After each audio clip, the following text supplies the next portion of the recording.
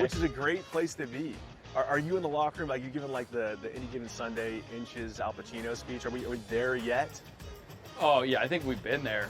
We're gonna have a long talk with Rob today about the 99 199 issue from last week. Like, I just don't get how he is still employed. We gotta talk to ownership about that one. Yeah. The Smiley Show, only on SportsGrid. They're also showing a little bit more propensity to take the pull-up jumper, which I think is important for them. Aiden Holloway's been better. Grant Nelson's staying out of foul trouble. Clifford Murray is attacking the offensive boards and being the defensive threat that they need. If Alabama can defend, and they make a run, and they win the SEC tournament, I think they're the fourth number one seed. Betting above the rim, only on SportsGrid. That is also value to be the best player on the best team. To me, it's Shai Gilgeous-Alexander. There is no doubt about it. The Nuggets probably going to finish, second overall in the conference here, and it's not going to get him the MVP. We'll see how it is down the stretch, and I assume this is going to tighten up, but barring a huge drop-off for OKC as a team, not just SGA, you could probably pencil him in for 30 a night. The Early Line, only on SportsGrid. The game is on. The stakes are high. But the action isn't just on the field. He's rearranging that rim. Get it inside! SportsGrid's in-game live.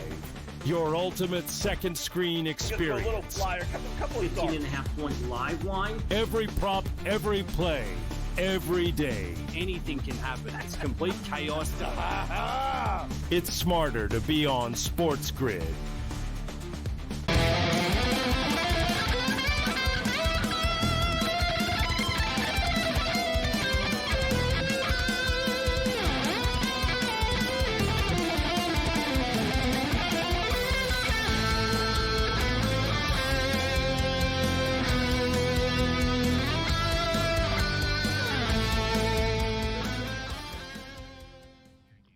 Let's roll. This is SportsRage. I am Gabriel Morency. The pimps, the players, the hustlers, the people, the bust them, and everybody else in between. Let's do this thing. The Thursday night throwdown has begun. The Masters has begun as well. Justin Rose does it again. They say that every rose has its thorn.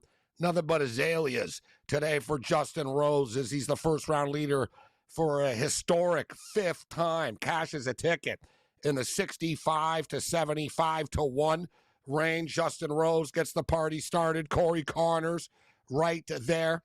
3 shots back. Scotty Scheffler 3 shots back, which should scare everybody else in the field. We're breaking it down right here on the SportsGrid Radio and Television Network, Sirius XM Channel 159.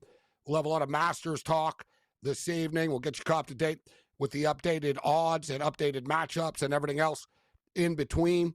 As far as the history of the Masters is concerned, as discussed last night on the program, it was brought up that your opening round, the first round, actually matters at Augusta. And in fact, 18 of the last 20 winners have been in the top 10 after the opening round of play. And that's a pretty solid trend right there. You could argue, we could debate about trends. I'd say that's a pretty big number. So is the winner in the top 10? We'll go through the odds of the top 10 players. Is there somebody lurking on the outside that can sort of, reverse this trend of 18 of the last 20? So Justin Rose, the fifth time, man, this guy. Fifth freaking time that this guy's been the first-round leader at Augusta. 7 under. Can Justin Rose go wire to wire? Pretty tough to go wire to wire, but, he could. Right? I mean, he could. Why couldn't he? So, you can't dismiss him. I really like Corey Connors coming into this. I bet Corey Connors to be top Canadian at plus 100. And then I took Corey Connors to get a hole-in-one at 65 to 1. And then I was like, you know what? If I like Corey Connors so much, I better pull the trigger on Corey Connors to actually win this thing as well at 55 to 1. And he played even better than I expected. He's right there. So Corey Connors. Can Connors win this thing? Scotty Scheffler obviously can win this thing. And Scotty's clearly the guy to beat right now. Bogey-free round for Scotty Scheffler. Hey, Berg, is right there. He's 4 under. You got 3 dudes 4 under. Hatton's 3 under. Bryson's 3 under. Rye is 2 under. Harris English is 2 under. You know what? I actually did like Jason Day, and I sprinkled today on Jason Day to be the first round leader, and I had Corey Connors to be the first round leader, and it was discussed last night on the program about Justin Rose, and 4 times, and I put my plays in last night at like 4 in the morning type of deal, like right before they teed off. Like I put the plays in late West Coast time, and I just sort of started clicking away, and I was like, well, I can't play everybody.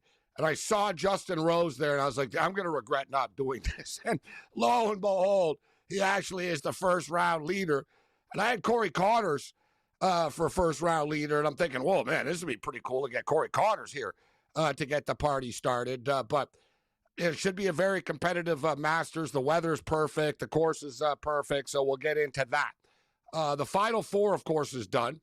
And the Florida Gators won because the Houston Cougars fell apart. But we got the Frozen Four going on right now. Frozen Four in St. Louis, and Western Michigan defeated the defending champion Denver Pioneers earlier in double overtime. At that, it's the second time that they went to double overtime this year. They just went to double overtime in their conference tournament, and Western Michigan won 4-3 in overtime. Now they went to double overtime with a spot to the national championship game on the line. And Western Michigan won 3-2 in overtime this time. So the game stayed under the 5.5, but Western Michigan won as underdogs, albeit Denver weren't that big of favorites. They were minus 140. Boston University are a little bit bigger favorites. Boston University and Penn State had to wait. And that's kind of a tough spot, right? You know, you're supposed to drop the puck at 8:30 Eastern time, but the game before you goes to double overtime and you're playing in the same rink. What are you going to do? So these teams are definitely rested right now. Penn State's never been to the Frozen Four before. Boston U, they're basically here every year. Well, that is their third. Is their third in a row? Third in the last, fourth in the last 5 years, whatever. Third in a row. They never get to the championship game. So it's one of these deals with, and every year we've been betting college hockey a long time, and it's always that thing. When you get like to this part of the year, it's like, yeah, but people, Boston College, Boston University, and they're always like favored against everybody all the time. They don't win, right? They don't win. And it's like, yeah, but man, they're so good. And, they can't always not get to the championship game. So really, as I bet on Boston University tonight, I'm thinking to myself, man, Penn State's the freaking play here, aren't they? It's like Western Michigan. Western Michigan never been to the Frozen Four before. They're going to the championship game right now. They just beat the pedigree Denver team. You got a similar situation here. You got Penn State's never been to the Frozen Four before against a big-time pedigree team in Boston U. I went bigger on the under. It was 6.5. The Penn State are a very high-scoring team, but the BU didn't want to get into a track meet with them. It is still scoreless right now in this hockey game. I don't know what happened earlier in the day, too, with the sports books, some sports books at least, voiding the Frozen Four bet, but then, like, the game was posted, but they voided the bets, and a lot of people dodged the bullet because they people that actually took Denver, the Denver bets got voided for whatever reason, but they played the game, and I couldn't get an explanation. I actually asked the sports book, and in typical modern fashion, I wasted about 15, 20 minutes of my life to get absolutely nowhere. Like the customer service in today's day and age isn't what it used to be. We'll put it that way. So we got a bunch of NHL games going on right now, but yeah, whatever. You guys know, and I've been the same way for years. Once we get to the final couple of games of the regular season in the NBA and the NHL, I'm not really big on betting on too many of them. Unless I have a real reason to. Let's just get to the playoffs right now. This stuff's very unpredictable. Like suddenly the Rangers show up tonight. I do like the Vancouver Canucks tonight. The Colorado Avalanche are resting a ton of players this evening. And, the Canucks are eliminated from the playoffs, but the Canucks never quit on the season, right? So it's not like, they quit, they don't care. No, they did care. They tried. They fell short. right? And, they're not a losing team, the Canucks. They're actually, they're like 6-7 games over 500, but they're going to miss the playoffs. It is what it is, but the Colorado Avalanche are thinking about the playoffs now. I didn't think the Avs should be that big of favorites, especially with everybody sitting. And you were getting the Canucks at plus 180. So we pulled the trigger on the Canucks plus 180. We've got under 6.5 in the college hockey game. That number right now is 5.5, minus 180 to the under 5.5. If you think it's going over to 5.5, plus 145. I'm not so sure it is. We're still scoreless right now. There's 9 minutes left in the first period of play. Major League Baseball, nothing going on right now. We're in a weather delay, actually, in the ATL. That's the type of season it's been for the Atlanta Braves. So we'll talk baseball tonight. We'll talk Masters. We'll talk Frozen 4. We'll get into a little bit of everything. In the late night hours after we ended the show last night, the Vancouver Whitecaps pulled it off in Mexico City. The Thursday Night Throwdown. Let's roll.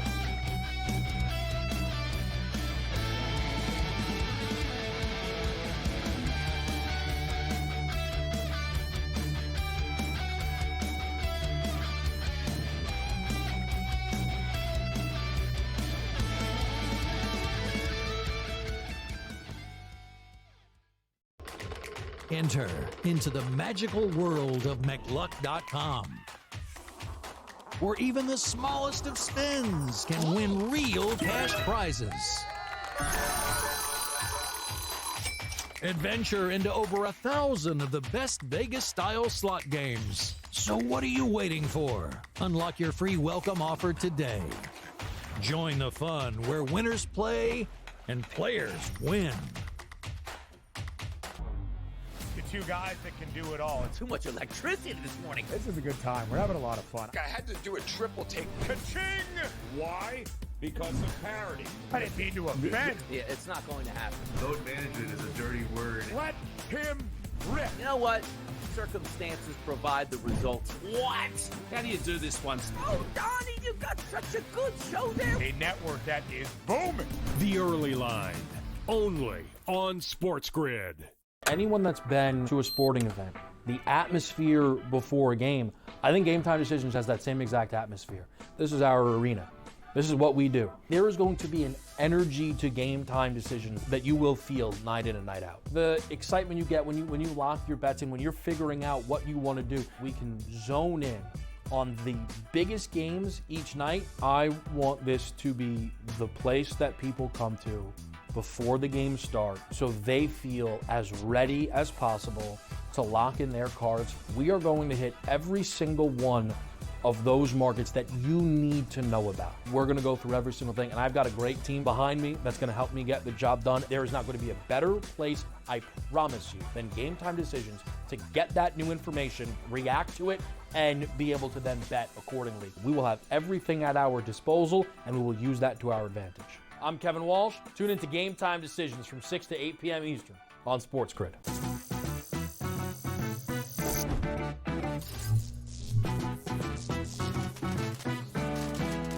Did you know sportsbooks tend to draw up tighter bet lines for events that get even more bettors, like championship games or major matchups? My tip?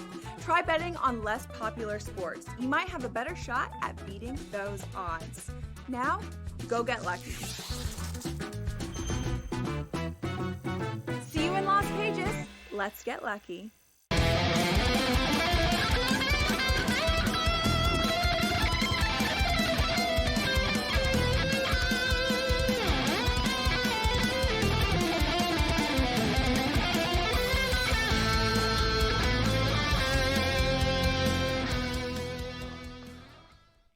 Let's roll. This is SportsRage. The Thursday night throwdown. We got a little bit of something for everybody on the program tonight. We'll talk some Masters. We've got a late night Frozen 4 hockey game going on right now. It's kind of a bonus because the first game went to double overtime, so this game started a lot later than it was supposed to. Started about an hour and 20 minutes after it was supposed to, and we still have a scoreless game. The Terriers just came incredibly close to scoring, but they missed the net. So we got a scoreless game. The Frozen Four is in St. Louis. They're playing in the arena of the St. Louis Blues. Next year, the Frozen Four is actually in Las Vegas, which would be pretty cool. Listen, Vegas is a pretty cool spot for any sporting event, but the Frozen Four's never been there before.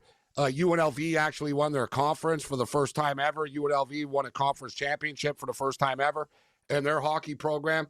We know about the Vegas Golden Knights, so hockey's booming in the state of Nevada. So I think it is a good choice to actually go there and bring the college game there next year. The Frozen Four is always lit. This is an entertaining hockey game. They're going back and forth, although the speed of this game isn't quite what the speed was of the Denver Western Michigan game earlier. This game is a little bit more, not as many scoring chances going on here. All right, so we're scoreless. 6 minutes left in the first period of play.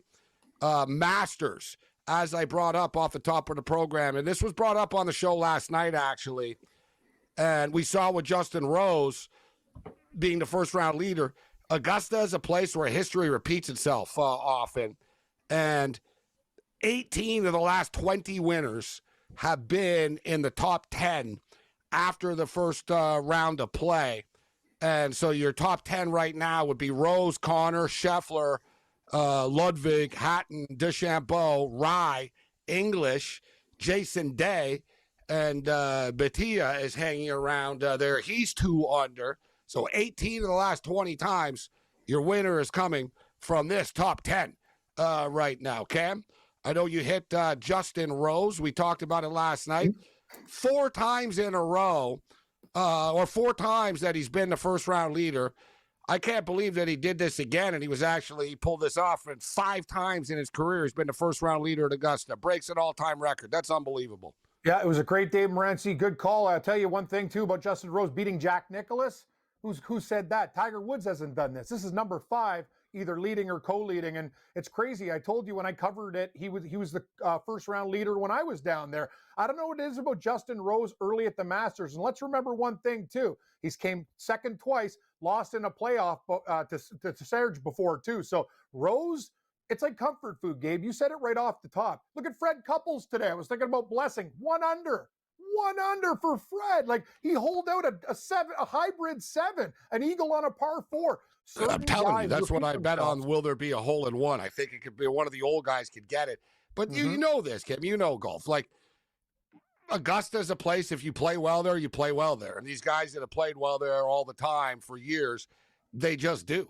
Justin Rose, he's just built for this place, evidently.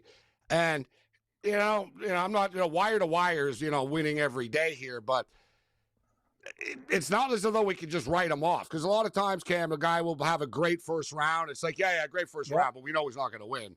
He could win, right? Like, he could win. We've seen him here before. Like, he could win, but it's got to be pretty scary for everybody right now that Scotty Scheffler played the way that he did, bogey-free round, and he's right there at 4 under, and, that's got to be scary for everybody. Like, Scheffler's right there right now, and Rory was right there, Cam.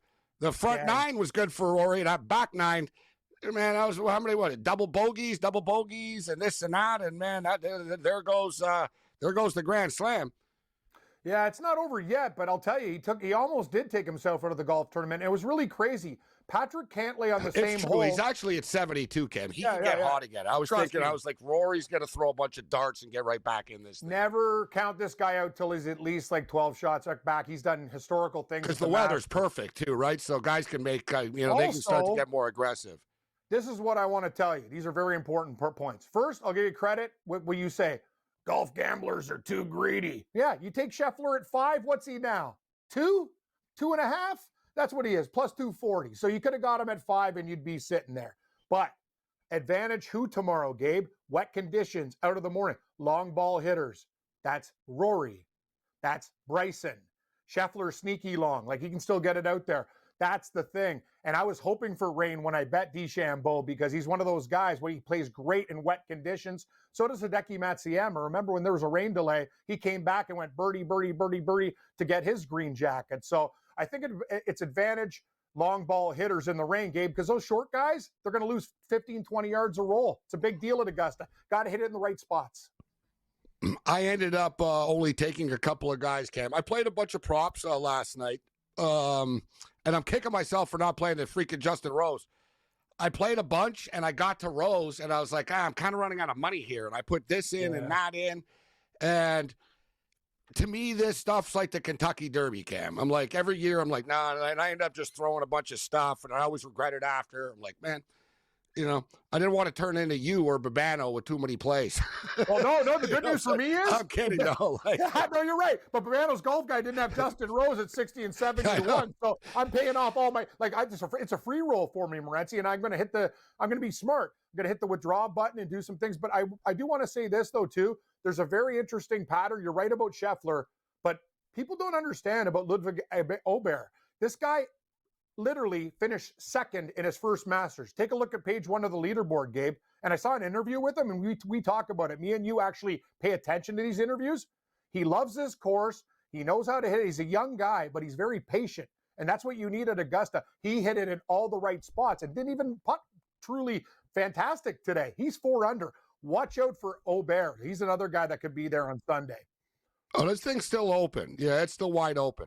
So I ended up taking 3 guys when it was all said and done. I took Rory. I'm done on that. I took Corey Connors at 55-1. And then my last pick, I was like, you know what? I'm not going to leave Hideki on the table. I got Hideki at 30-1. So those are my 3 guys. Corey Connors exceeded my expectations today, though. Like, wow. I knew he could play well, but Corey's actually in this thing. We'll see if he can keep this thing rolling tomorrow. Connor Mack will step up and in on the other side.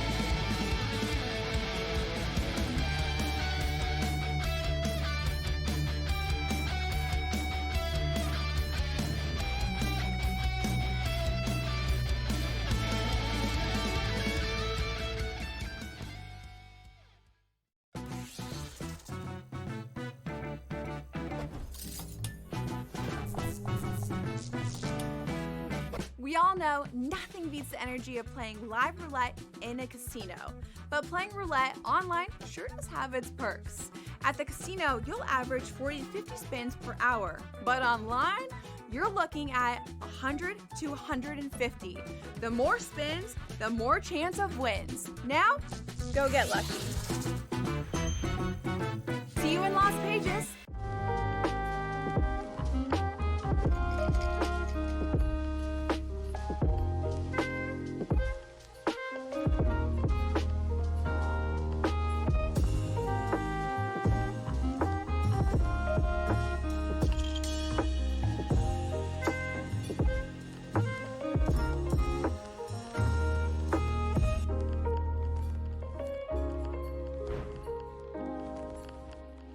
The game is on. The stakes are high. But the action isn't just on the field. He's rearranging that ring. Get it inside! SportsGrid's in-game live. Your ultimate second screen experience. Just a little flyer, couple 15.5 points live line. Every prop, every play, every day. Anything can happen. That's complete chaos. It's smarter to be on SportsGrid. There is going to be an energy to game time decisions that you will feel night in and night out. We're going to go through every single thing, and I've got a great team behind me that's going to help me get the job done. I want this to be the place that people come to. We are going to hit every single one of those markets that you need to know about. There is not going to be a better place, I promise you, than Game Time Decisions. We will have everything at our disposal, and we will use that to our advantage. I'm Kevin Walsh. Tune into Game Time Decisions from 6 to 8 p.m. Eastern on SportsGrid.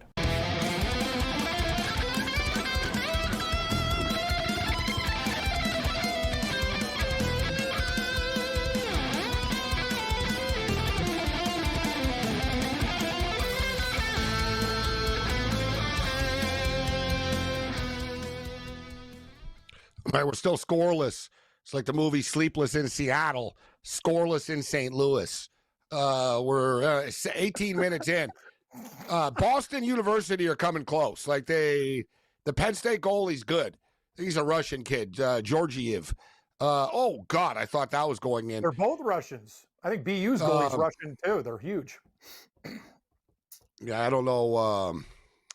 I don't know about Boston College. They actually go to class. Penn State, I'm not so sure.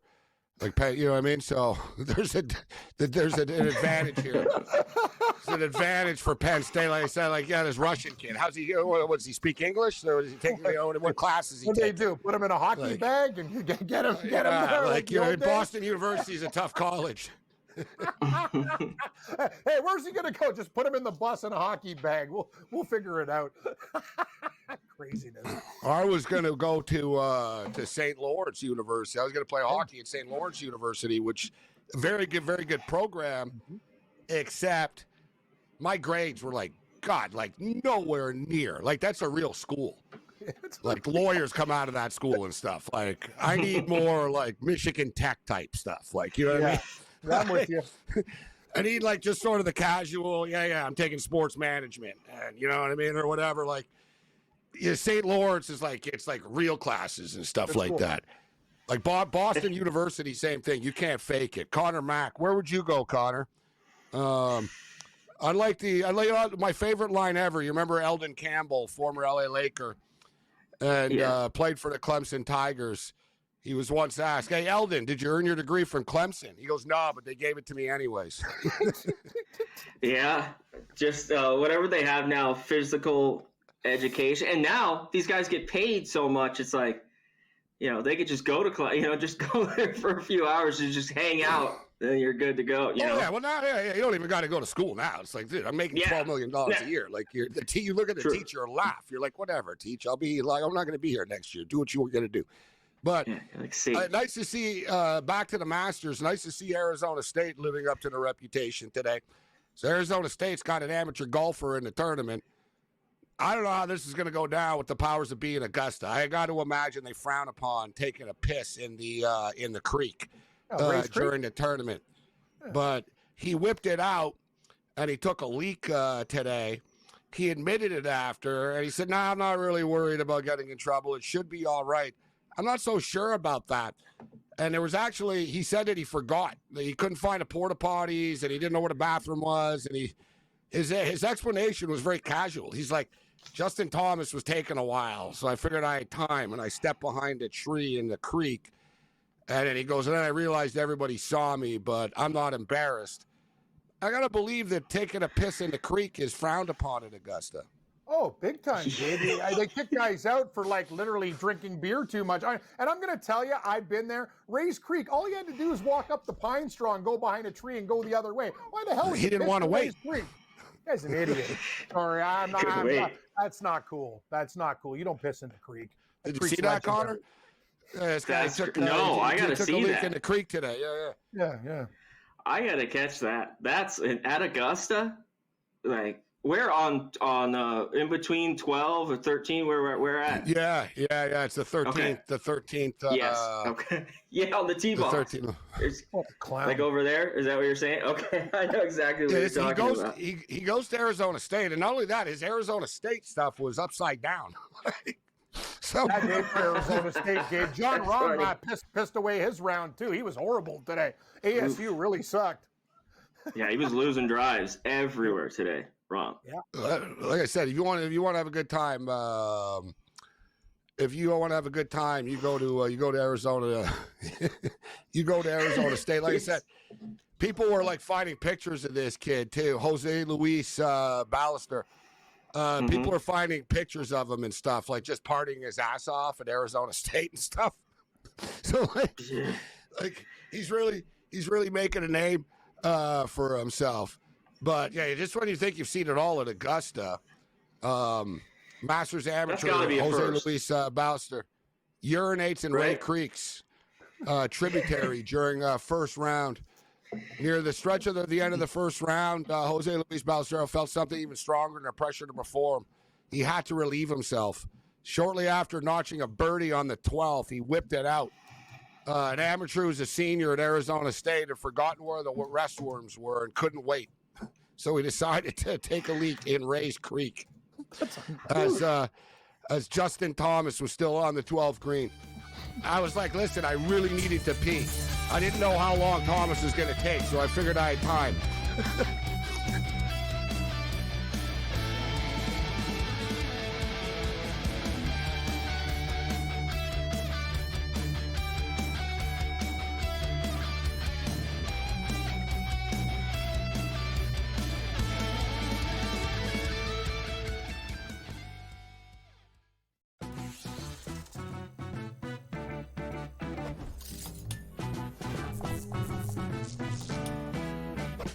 know nothing beats the energy of playing live roulette in a casino.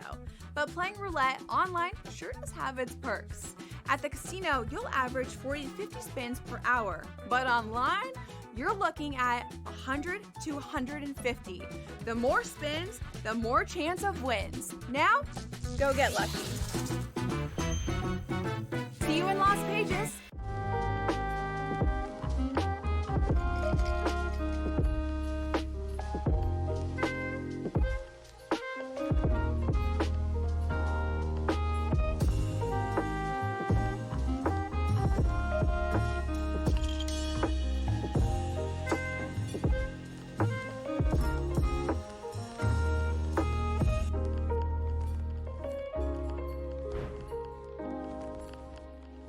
The game is on.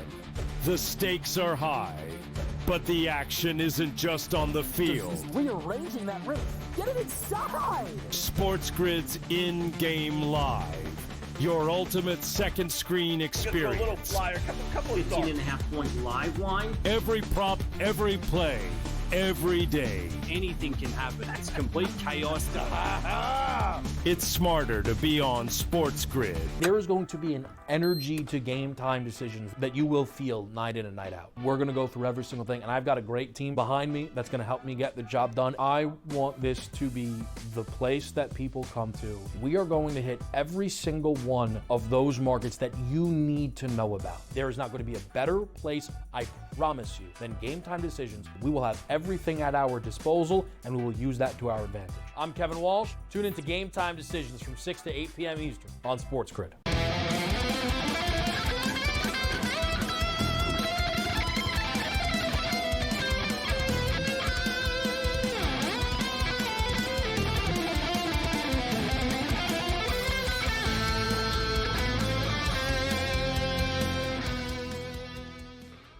All right, let's roll. This is SportsRage. I am Morency. Still scoreless, and the only hockey game that really matters this evening. Penn State and Boston University. NHL games, kind of all over the place. Our only late NHL play, the Vancouver Canucks were plus 180. Colorado Avalanche are resting a bunch of players now. Right, we're into rest players for the last couple of games. Teams are kind of getting locked into their playoff spot. And Vancouver, even though they're eliminated, they haven't quit. Right, they played hard all the way through. There's never really been like this emotional sort of, oh yeah, we're done, we're not going to try hard. So they seem like a live dog tonight, but anybody that knows the Canucks knows that these guys could blow a lead. Right, so yeah, they're up 2-0, but let's keep our eye on that. But still scoreless after the first period of play in St. Louis. Penn State and Boston University. BU is now minus 145. The total is 4.5. Connor Mack in the house with us. So Connor, how'd you do today at Augusta? What do you think about the Masters so far? Well, I'm so happy just to have it on. I mean, this time of year, isn't it kind of the best? I always love the fall with football, the start of college football and NFL, like September type. But this is the best because it's just the tournament and you get the Masters. It's just, I love it. So just watching it, having it early on the TV is always a pump. I didn't have the best day. I had a couple first-round leaders. One was Rory. Shout out. I got to give a shout out to Cam. Justin Rose. He's been a first-round leader many times in a major, but congrats, my guy. What a round by him, too. Yeah, 65-1 you had. But I had Rory 20-1. And, man, talk about playing unbelievable golf. Striping it everywhere, even in the fairway. Goes back that chip. Just goes in the drink. Doubles, then doubles again. So that kind of hurt. But I have Corey Connors top 10. I have a few others. I have a look for tomorrow we could get to whenever you want. I've been kind of looking at here tonight that I think I'm going to move on. What do you got? Here. What a head-to-head matchup for tomorrow? I've been looking at a few head-to-head matchups, and I'm not going to get involved. I was kind of looking at a Berg versus Bhatia here. Bhatia plus 140. He's 2 under. I just think maybe a Berg could have a slip back, but he's played so well here. That was another one. I didn't know if he could win here with the price, but I looked at him 5-1, top 5, right around there. That was kind of the one. And then he goes, plays well, consistent, shoots 4 under in the end. And I'm like, oh, man. But this is the one I like. He's plus 3. 7 tournaments here. I thought he might even played a little bit more than 7 all time. Tony Finau, he's +3 here to make the cut. Best price I got, +125. 3 top 10s here. He knows this course so well. And I think he just shoots here a 70 tomorrow. He is in. And obviously right now that spot where he's at +3 is, let me double check here. It's Probably tied right for around the 63rd. And top yeah, it's right around the cut line. Year. Not top 60. Yes. Top 50. So top 50. Interesting. Yeah, and there's not a lot of value when I was going through a lot of these guys. A guy like DJ is +2, just a shot better. He's like -160 to make the cut. I didn't see a ton of value, but I thought that was one for tomorrow. Just a guy who knows course so well, played well here, 3 top 10s that tomorrow you want to look at to grab, Gabe, I think, tonight. To your point, all the golf hipsters, right? Like, who are the top guys? Straka, he's T87. There's 90 guys in the tournament.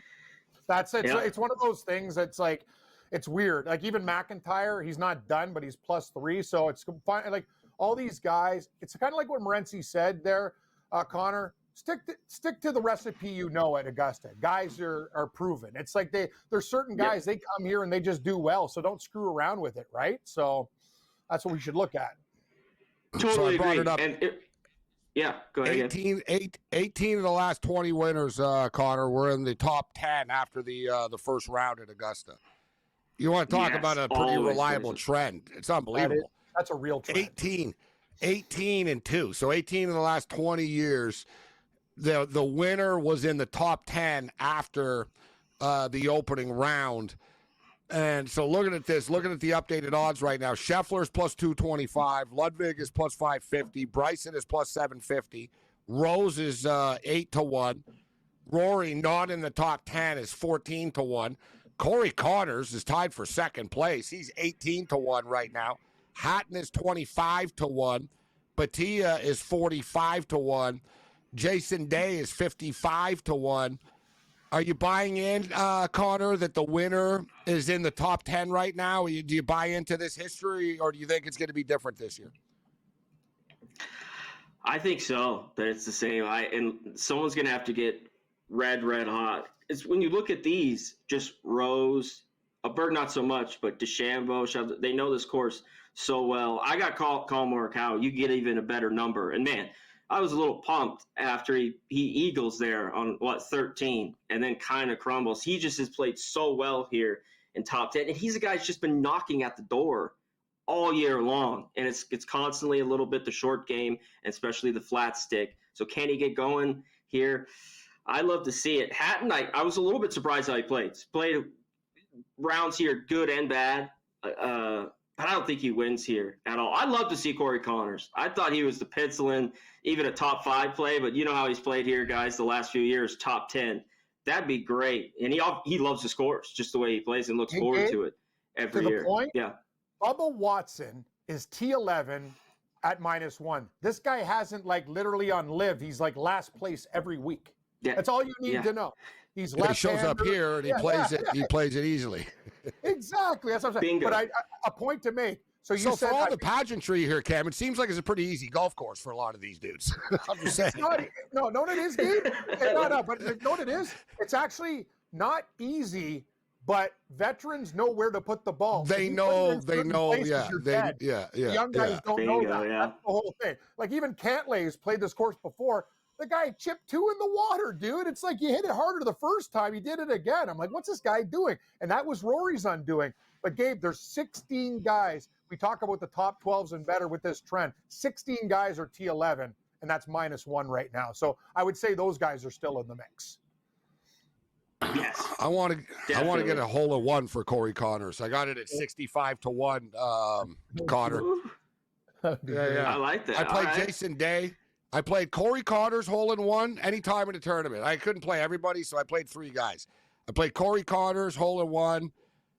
Sergio Garcia, even though I don't like him, but for whatever reason, I was like, you know what? Sergio might get a hole in one. It wouldn't shock me. And who was the other one? I played 3 hole in ones. Played another little hole in one prop. But so who? If you have to pick a winner now, Cam, who do you think is going to win? Well, I got good guys. I'm telling you. It's I not think, flashy to say Scheffler, but it looks like Scheffler's going to win at this pace. The thing is, his number is so bad for me, I can't do anything with it now. But on Sunday, when I have DeChambeau, he's right there, and a couple, you know what I mean? So we have to figure this thing out. But Scotty Scheffler is going to be there, unless he won't collapse like these other guys. He didn't even look good today, Gabe. His B game is he did nothing special, nothing. He just played golf and he limited mistakes. That's what you have to do. So, yeah, he's a guy. It's not a flashy pick, but he's going to be top 3, top 4 for sure. Not sure if he's going to win, but he'll be on page 1. That's almost a guarantee. I like Bryce and Gabe, and I also think to Connor, Aberg is a guy that people will go, oh, he's young or whatever. He doesn't care. The guy's got nerves of steel, and when he's in contention on the PGA Tour, he wins. Yeah, you're not getting that much value with him anymore either, though. On the board.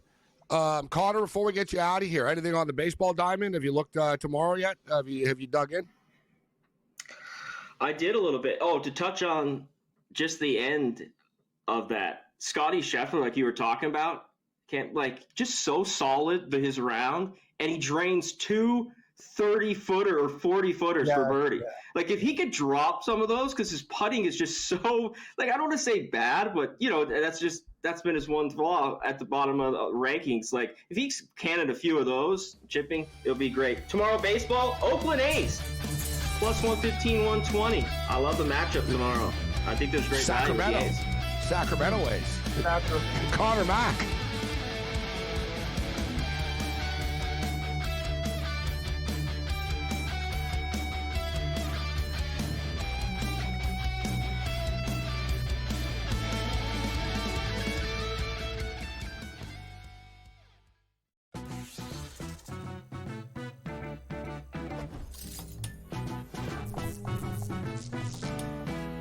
We all know nothing beats the energy of playing live roulette in a casino.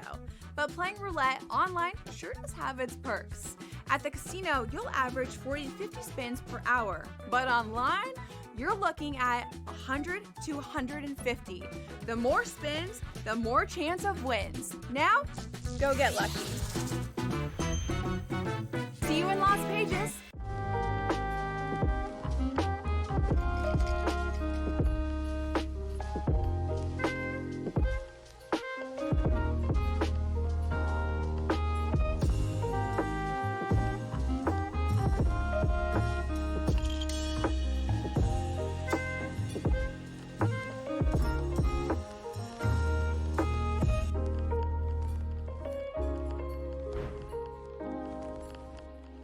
The game is on.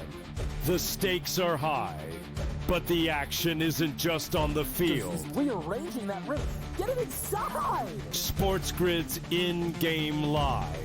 Your ultimate second screen experience. A little flyer, couple 15.5 points live line. Every prop, every play, every day. Anything can happen. It's complete chaos. It's smarter to be on SportsGrid. There is going to be an energy to game time decisions that you will feel night in and night out. We're going to go through every single thing, and I've got a great team behind me that's going to help me get the job done. I want this to be the place that people come to. We are going to hit every single one of those markets that you need to know about. There is not going to be a better place, I promise you, than Game Time Decisions. We will have everything at our disposal, and we will use that to our advantage. I'm Kevin Walsh. Tune into Game Time Decisions from 6 to 8 p.m. Eastern on SportsGrid.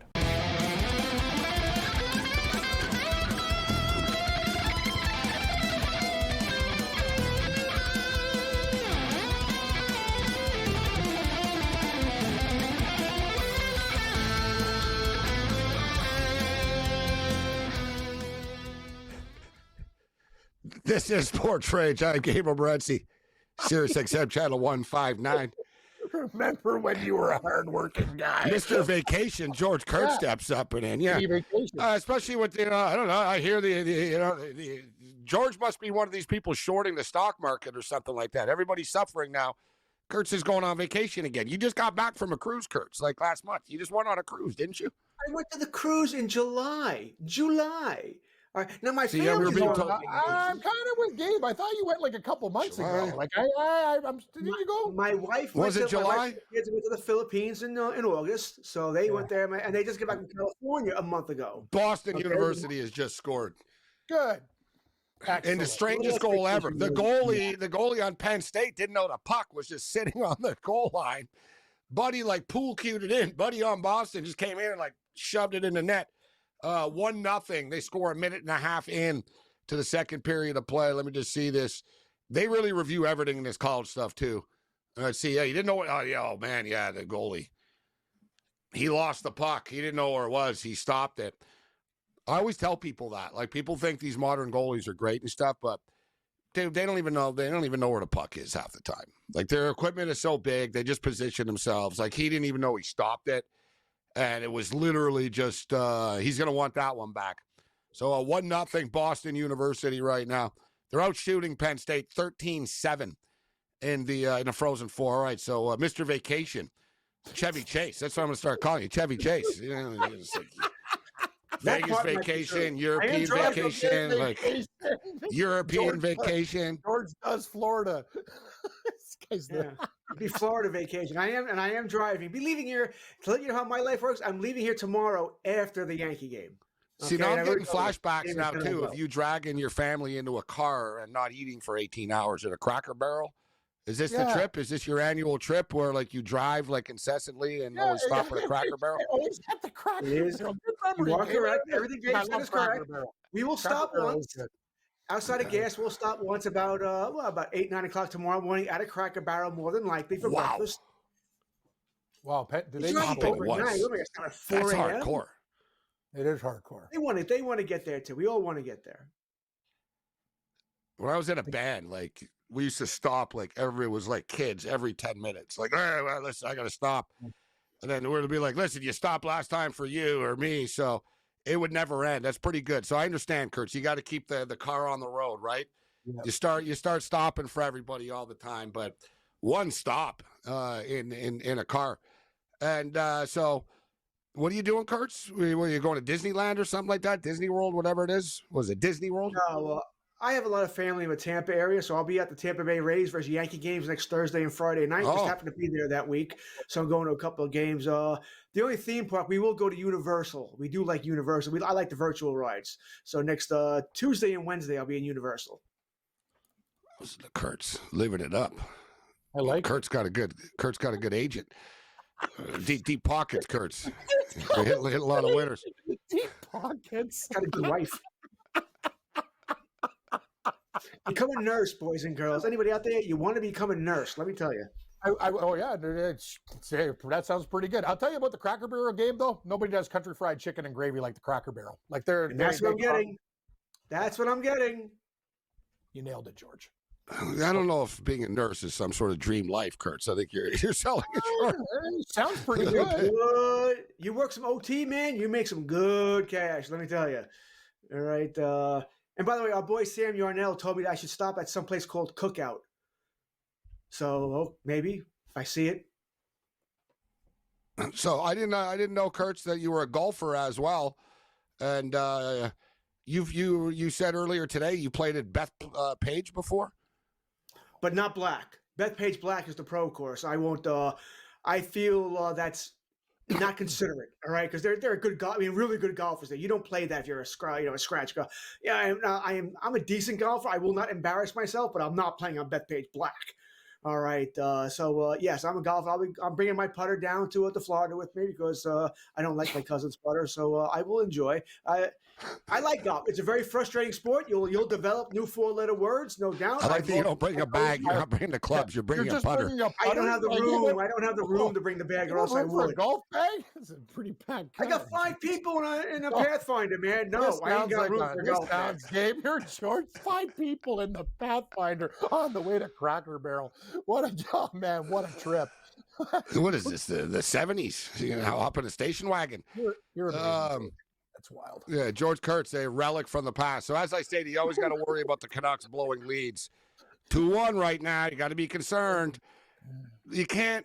I wish they got up 3. Would have got paid for the book. But Kurt, did you bet this game, the Canucks and the Avalanche? The Canucks seem like an attractive play tonight at plus 180. They haven't quit, even though they're eliminated. Hell, look, Quinn Hughes is playing tonight, so they haven't quit. And the Colorado Avalanche are resting everybody. Seemed like the Canucks were a good play tonight. What'd you do with this game? Did you bet it? Agreed. I think only for the reason you mentioned here. I was not going to bet this game until I heard that Nathan McKinnon wasn't going to play. And once I heard that, I'm like, oh, this may be a game off for them where they don't care anymore. Not a big bet, but yes, I did play the Canucks tonight. So the Canucks are up 2-1. Utah in Nashville, and a truly meaningless game. Something I did today, I only went 1-1 though. I played too early over 1.5 first periods. And I played them with teams that aren't in the playoffs. You know what I mean? So like the Blue Jackets and the Sabres. What was the final score of that game in the end? 3-2. It was 3-2. Wow. It was 3-2. So it slowed down. They scored two. They scored 3 goals right away. So right? Because I figured out these two teams, they're not going to the playoffs. They're going to score it'll be like a 6-5 game or something tonight. I didn't want to play the over, but it backfired on me. The other one, I think it was the Hawks and the Bruins, was it? I don't know. Yeah, I bet so many games. Yeah, that is correct. Feels 2 hours ago feels like 2 days ago sometimes. But I got my main action tonight is in on this Frozen Four. All right, on the other side, we'll take a look at the overnight baseball card. Get you caught up to date with some of the baseball trends that have been going on so far this year, and there's a couple of interesting ones to take a look at. We got some cool series this weekend as well. That will break down. Mick Aussie will have some AFL picks for us. We got a lot of different picks in sports tonight we're going to hit. Let's roll.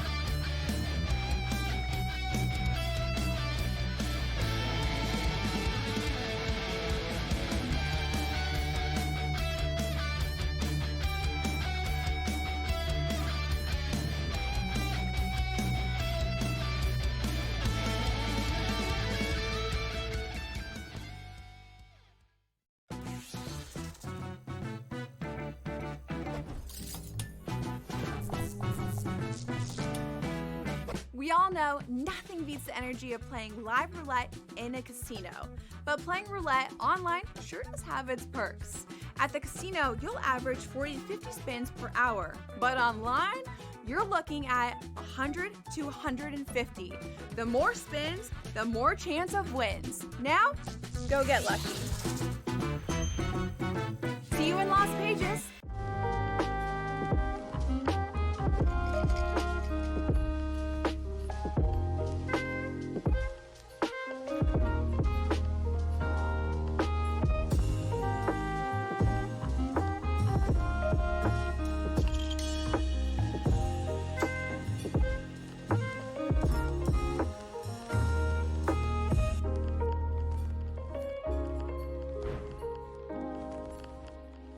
The game is on. The stakes are high. But the action isn't just on the field. He's rearranging that roof.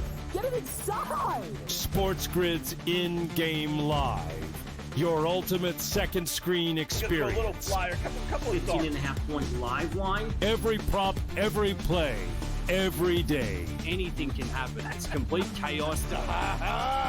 It's smarter to be on SportsGrid. There is going to be an energy to game time decisions that you will feel night in and night out. We're going to go through every single thing, and I've got a great team behind me that's going to help me get the job done. I want this to be the place that people come to. We are going to hit every single one of those markets that you need to know about. There is not going to be a better place, I promise you, than Game Time Decisions. We will have everything at our disposal, and we will use that to our advantage. I'm Kevin Walsh. Tune into Game Time Decisions from 6 to 8 p.m. Eastern on SportsGrid.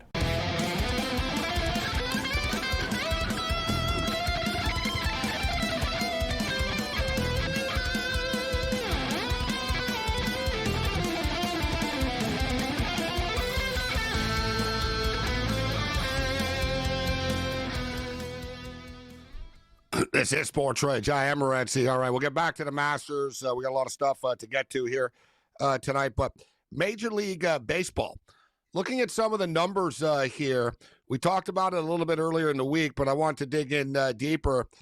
The number one over team in Major League Baseball, Kurtz, who do you think it is? Oh, I heard this yesterday. It's a team you wouldn't expect to. I don't remember, but I know it's a weird team. St. Louis Cardinals. There you go. I knew it was a weird team that you didn't expect. Someone else brought this up yesterday. 9-2-1. So the Cardinals are 9-2-1 to the over, 81.8%. Chicago Cubs, guys, 11-3-1 to the over on the season, 78%. And we're a little bit early right now, but so I'm not going to get to Barry Horowitz for this, Kurtz. But how about them Angels? How about those Halos, huh? 8-4, baby. How's that over 71.5 is on its way? It's nice to get up to a good start. I guess that's something to root for here. They hit 6 home runs today. I know, right? Listen, imagine what Steinbrenner Field can do for you, right? You're not playing in Tropicana anymore. There's a couple of those were wall scrapers there.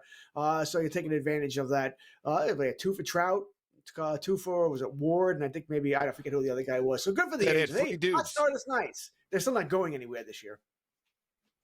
Yeah, it's like the 3 tenors. You're right. Everyone knows.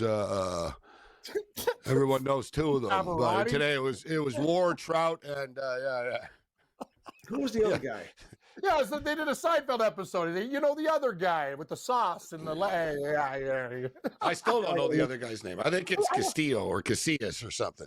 Yeah, that's the best. I got it now. Trout, Ward, Adele, Joe Adele. You're 2 in the same inning.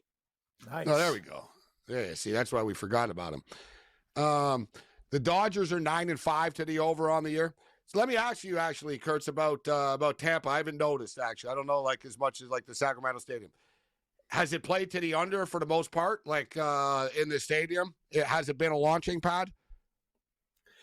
Well, the weather's warming up a little bit, right? Hey, this is where I'm going, right? So the weather's warming up. They're 8-4 to the under on the year. Sorry, I was going to say they're 8-4 to the under on the year, but what about at that ballpark? Like, because there has been a couple of higher scoring games there.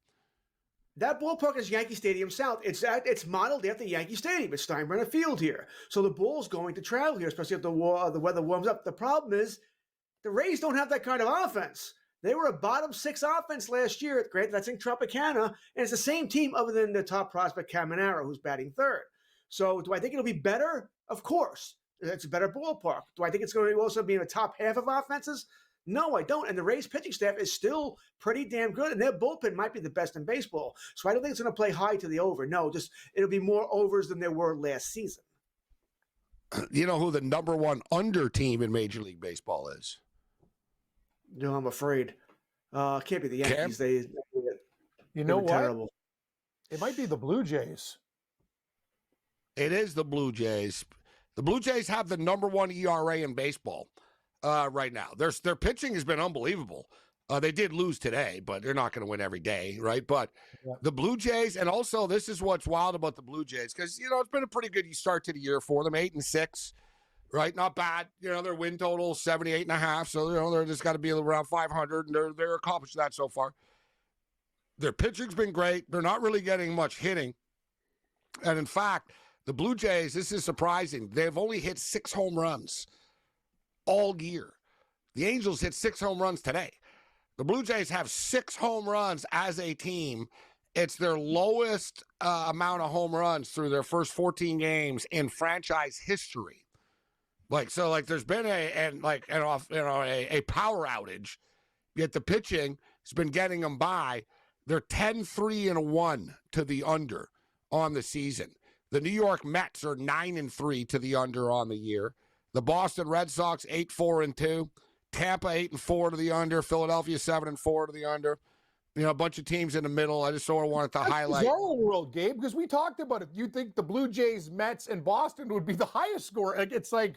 Wow, I would just crazy. I would be careful here. The weather in the Northeast has been horrific.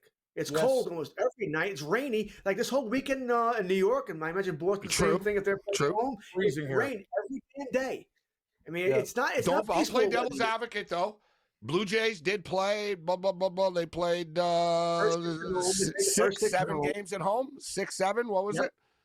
4 against Baltimore. 2, 7. So that's that's significant. I get what you're saying though. But let me ask you this, Kurtz, because we'll get on the other side. Like Sacramento, the game's been going over, but it's not because of a short porch. Is it because the Athletics pitching isn't very good?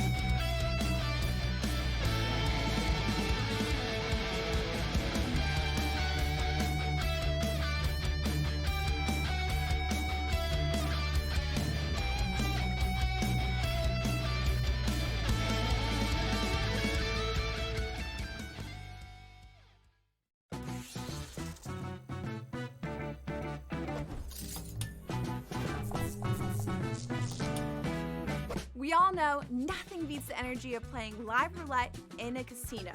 But playing roulette online sure does have its perks.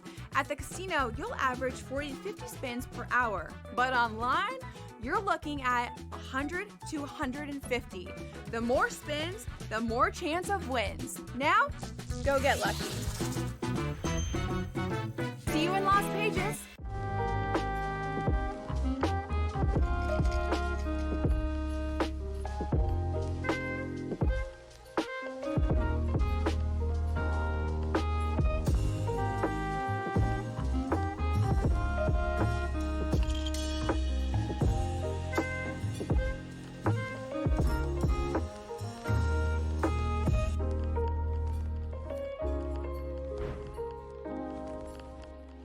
The game is on. The stakes are high. But the action isn't just on the field. He's rearranging that roof. Get it inside! SportsGrid's in-game live. Your ultimate second screen experience. A little flyer, couple of 15.5 points live line. Every prop, every play, every day. Anything can happen. It's complete chaos. It's smarter to be on SportsGrid. There is going to be an energy to game time decisions that you will feel night in and night out. We're going to go through every single thing, and I've got a great team behind me that's going to help me get the job done. I want this to be the place that people come to. We are going to hit every single one of those markets that you need to know about. There is not going to be a better place, I promise you, than Game Time Decisions. We will have everything at our disposal, and we will use that to our advantage. I'm Kevin Walsh. Tune into Game Time Decisions from 6 to 8 p.m. Eastern on SportsGrid.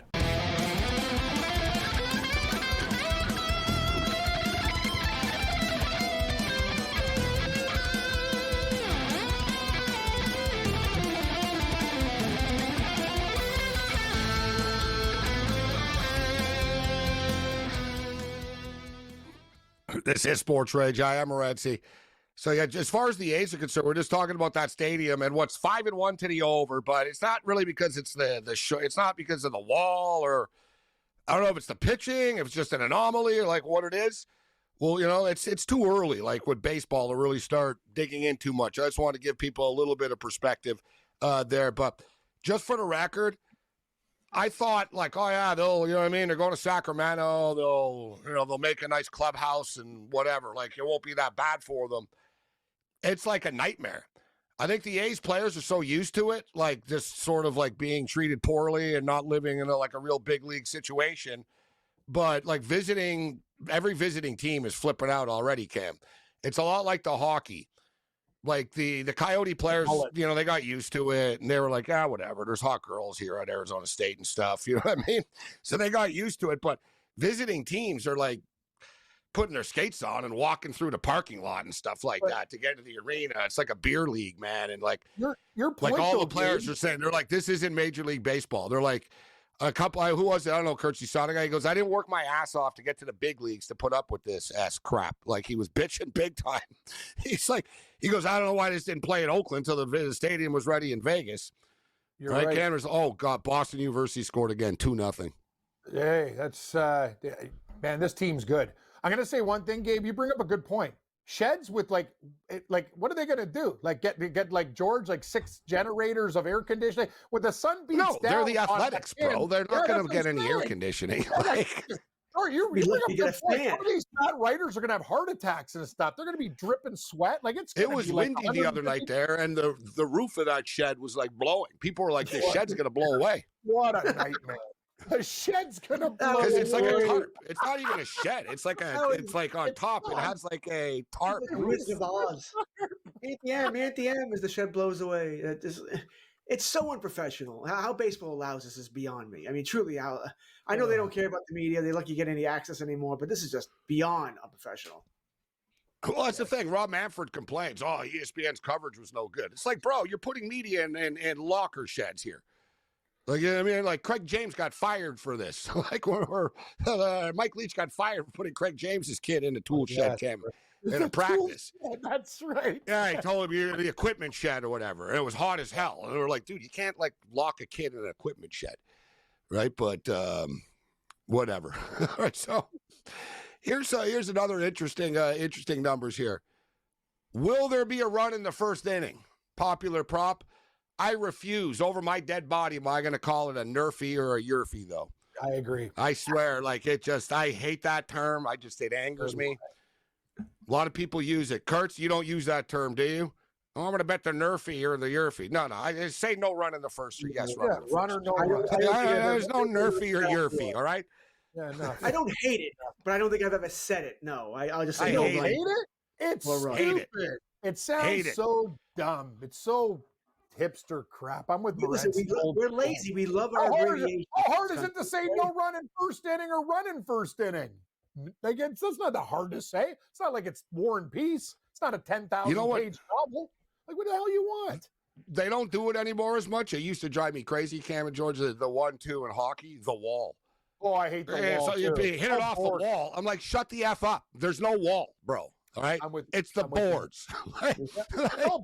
There's no wall. I'm like, man, I would just like you would burn me up. They don't. And another one, too. The last one, this one bothers the hell out of me, too. Erin Andrews does this all the time, but she's not the only one. When they say Jahmyr Gibbs won't return with a knee. The hell does that mean, with a knee? So he's got a knee injury. Or like, what kind of knee injury? You know what I mean? Okay. Oh, he's out with an elbow. I know he has an elbow. Yeah. What the hell? Like, he's out with an elbow. Like, what does that mean? Like, I don't like... Dude, it drives me crazy. Like, if I was an executive or I owned a network, I would say, listen, if you ever say that again, you're fired. I swear to God. You know what I mean? Drives me. What's your pet peeve, Kurtz? What's the one that burns you the most?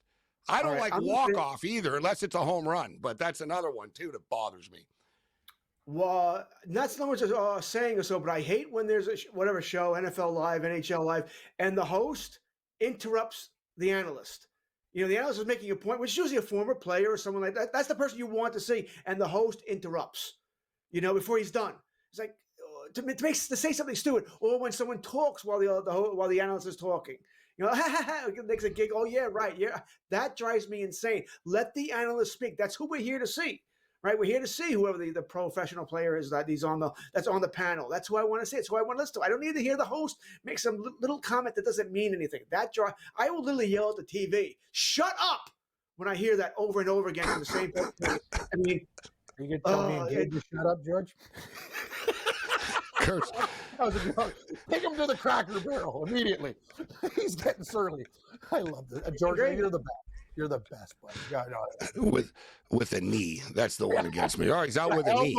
I'm like, what does that mean? Like, he's a knee injury? What kind of knee injury? Like, he's out with an elbow. It's lazy. It's the modern era. All right, so run in the first inning. Kurtz, I'll throw it to you first. Who do you think is the best team, the most profitable team that there's been a run in the first inning of their baseball games this year? Well, wouldn't the smart play be if the overs of the St. Louis Cardinals? You would think St. Louis would have the most. Surprisingly enough, no. I know, it's kind of weird, huh? It's all over the place, this one. The Baltimore Orioles. Interesting. 53%. For a while. A little surprising. 53% of their games there's been a run in the first inning. Arizona, 46%. San Diego, 46%. Cleveland, 45%. White Sox, 45%. Washington, 41%. Yankees, 41%. The bottom is not surprising and pretty profitable, guys. Who do you think the bottom one is? Seattle. Yes. They got great pitching, and they don't hit. How about this, guys? 15% only of their games this year have had a run in the first inning. Wow. Seriously, that's a profitable run right there. Pittsburgh, exactly, Kurtz. Pittsburgh's right there. Yeah. 15. Same with Seattle. They're tied, 15.38. Houston, 16%. Milwaukee, 16. San Francisco, 16. Atlanta, 18. Colorado, 18, surprisingly enough. Cincinnati can't hit. They can pitch. They can't hit. It's weird that Cincinnati's turning into Seattle, you know, but that's what they are. Dodgers, 28%. Dodgers going to be back home, and for the record, Freddie Freeman. Yeah, that's you didn't. Sorry, Kurtz, I got to bring this up, but commemorative Grand Slam bobblehead day tomorrow for him, too, just by chance. Any other? Could you not give up the? I mean, fastball right down. Oh, but that's nightmares. I still don't know if we would have made much of it. If the Yankees would have won that game, I think they still lose the series. But can we not? I don't know. It would have changed quite a lot. I got to tell you, like that game one. You still win 2, 3. I mean, I don't know. You still win games 2 and 3. Game 4, you sort of were given to the Yankees because you didn't care. I don't think you would have thrown that same pitching matchup. So maybe who knows. But Game 5 probably doesn't happen the same way it did. All I know is this: the Dodgers giveaways crush every team in MLB when I watch their games. Like real stuff, like jerseys and real bobbleheads and stuff, man. They got a wicked gift package, man. It's amazing.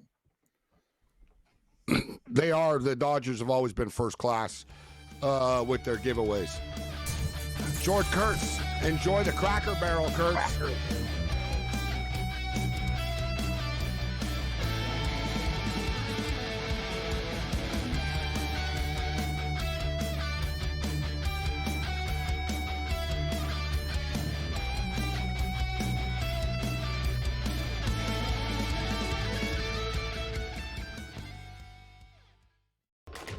Enter into the magical world of McLuck.com, where even the smallest of spins can win real cash prizes. Adventure into over 1,000 of the best Vegas-style slot games. So what are you waiting for? Unlock your free welcome offer today. Join the fun where winners play and players win. Two guys that can do it all. Too much electricity this morning. This is a good time. We're having a lot of fun. I had to do a triple take. Ka-ching! Why? Because of parity. I didn't mean to offend. Yeah, it's not going to happen. Load management is a dirty word. Let him rip. You know what? Circumstances provide the results. What? How do you do this once? Oh, Donnie, you got such a good show there. A network that is booming. The Early Line, only on SportsGrid. Anyone that's been to a sporting event, the atmosphere before a game, I think Game Time Decisions has that same exact atmosphere. This is our arena. This is what we do. There is going to be an energy to Game Time Decisions that you will feel night in and night out. The excitement you get when you lock your bets in, when you're figuring out what you want to do, we can zone in on the biggest games each night. I want this to be the place that people come to before the games start so they feel as ready as possible to lock in their cards. We are going to hit every single one of those markets that you need to know about. We're going to go through every single thing, and I've got a great team behind me that's going to help me get the job done. There is not going to be a better place, I promise you, than Game Time Decisions to get that new information, react to it, and be able to then bet accordingly. We will have everything at our disposal, and we will use that to our advantage. I'm Kevin Walsh. Tune into Game Time Decisions from 6 to 8 p.m. Eastern on SportsGrid.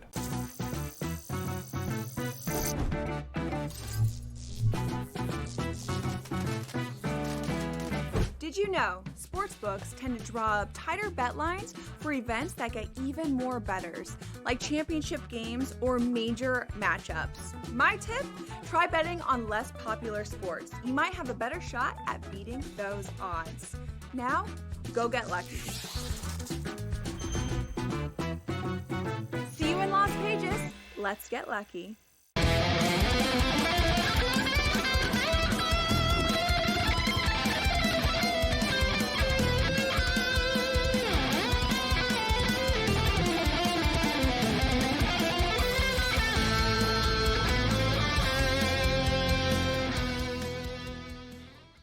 I don't want to call out the Penn State Nittany Lion cheerleaders, but a couple of them were holding their signs upside down. They're backwards, girls. Come on. Where's the cheer? Where's the head of the crew here saying, "Hey guys, your sign got a sign that says go nuts and it's backwards." It's like, thanks, these man. guys, you guys popping mushrooms up there, and what are you guys doing up there? Like, you know what I mean? They're losing 2-0. They're starting to drift a little bit. You know, it's weird too. They have the cheerleaders like in the rafters. It's kind of a weird place to put them, but whatever. I like the angle though. Good. It looks like a fun atmosphere in St. Louis. Next year, it's going to be in Las Vegas, the Frozen Four. All right, Mick Aussie steps up and in. right now. A lot of stuff to get to with Mick, including the AFL. Good job last week, Mick. Yes. But the Masters are going on, and a couple of sports that you guys like in Australia, AFL, rugby, swimming, tennis, and, of course, golf. A lot of Australian golfers in the Masters. Jason Day, who I actually took to be the first-round leader today, a little sprinkler. Didn't play poorly, actually, 2 under. I got him to get a hole-in-one at like 70-1 or something, just a gut feel. Jason Day's +1. They still have the odds up, Cam. Top Australian. Jason Day +170. Minwoo Lee +175. Cameron Smith +190. Cameron Davis 20-1. Adam Scott. He's done. 55-1. Let's bring in Mick Aussie and see which one of these guys he thinks is a frogger. What's up, Mick? How you doing? Well, I bought a new golf club. It's like curious. Which one of the Australian golfers do you like or hate? Like you have a favorite? You got the golf club on. I like it. Yeah, no, I like all three. I had it written down. They're all -1. Jason Day -2, but MW Lee, didn't he win recently? There were big raps on him coming out of Australian radio. So maybe him, but yeah, I like Jason Day. He's back in form. But yeah, played golf for the first time in 25 years in Australia. So got the golf club on. Didn't help much. I heard you and Pharrell talking about golf today. But, mate, 2 days after getting to Australia, it was 35 degrees. I felt dizzy on the 4th hole with a bit of jet lag, but I got through 18 holes. What was your score? What did you shoot? Do you remember? Oh, mate, I tell you what, my pitching, my short game is normally good. My pitching and 7 irons were atrocious. My tee shots were okay, but I played with Travis Head's dad's one of the best cricketers in the world. We've talked about him for years. I played with Simon, North Adelaide Golf Course. It was hilly and damn hot, mate. Seriously, I was dizzy after the 4th hole, but no, I played terrible. Had a lesson from my mum the night before, though, so that helped a little bit. Mick Aussie, a multi-sport athlete, in the house with us. So yeah, Jason Day +170, Minwoo Lee +175, Cameron Smith +190, Cam Davis 20-1, and Adam Scott done. We all liked Corey Connors to be the top Canadian. He's -900 right now instead of the +110. Nick Taylor +550, Pendrith 22, Mike Weir +45. All right, so Mick Aussie in the house with us. Mick, last year the Edmonton Oilers went on that deep Stanley Cup playoff run. What's the feel in Edmonton? Are people like thinking, all right, they're going to do well in the playoffs, or are people not expecting much? What's the vibe with the Oilers with the playoffs a week away now? Oh, well, of course they expect a lot, but they haven't clinched yet. Calgary can still steal it from them, but no, lots of injuries, as we know. They won last night, even with all those injuries and a few fights I heard. So, of course they want to go well, but goaltending's always the worry. McDavid, he'll come back fine, I'm sure, after injuries, but Draisaitl out for a while as well. So, yeah, they're a bit nervous, mate. I'll put it that way. All right, Mick, let's get into the AFL and the best bets of the week. You're getting some love for your picks last week. Good job. Good to have you back in the rotation. We got Collingwood and Sydney on the board. The Swans, the Surfers, the Surf Boys getting 5.5 against Collingwood. So 5.5. Collingwood are 3-1 on the season. Meanwhile, the Sydney Swans are 2-2. Mick, who do you like in this game? What do you think about Collingwood being 5.5-point favorites? And money line is small, -143 on the money line. Mate, the second toughest game of the round to pick, and all games are in Adelaide and suburban Adelaide in the country as well. It's called the Gather Round, so massive event in my home state.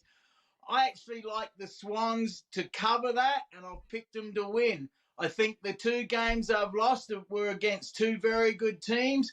Collingwood are getting old and a few injuries for Collingwood, so that's why I'm better off on tonight than Wednesday night, because all the teams came out today.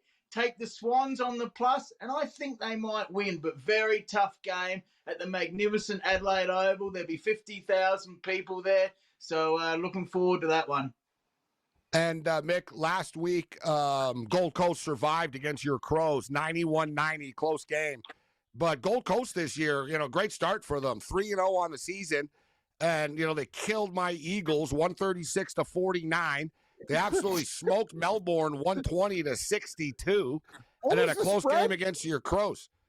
I think they covered 59.5. Your team didn't even cover. Well, West Coast generally get like 55-60, yeah. Man, they blow. And they still don't cover. They still don't cover. That's crazy. That's so bad. Yeah, well, we're not talking about West Coast now. We can pick on them in a minute. Well, yeah, they're bad. So I'm just saying, Gold Coast are good. Gold Coast are good this year. The Roos are normally terrible. They're 1-3 on the season.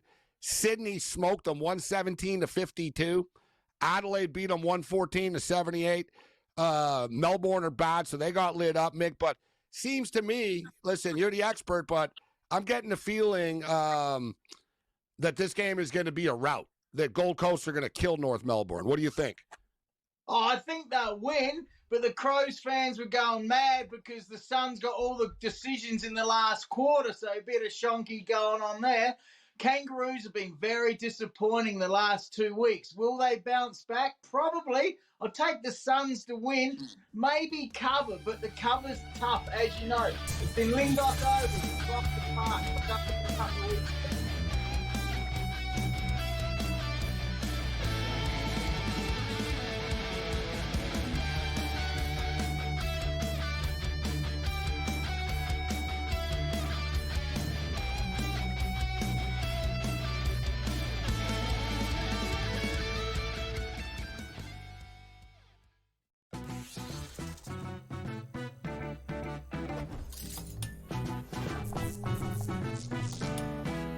We all know nothing beats the energy of playing live roulette in a casino.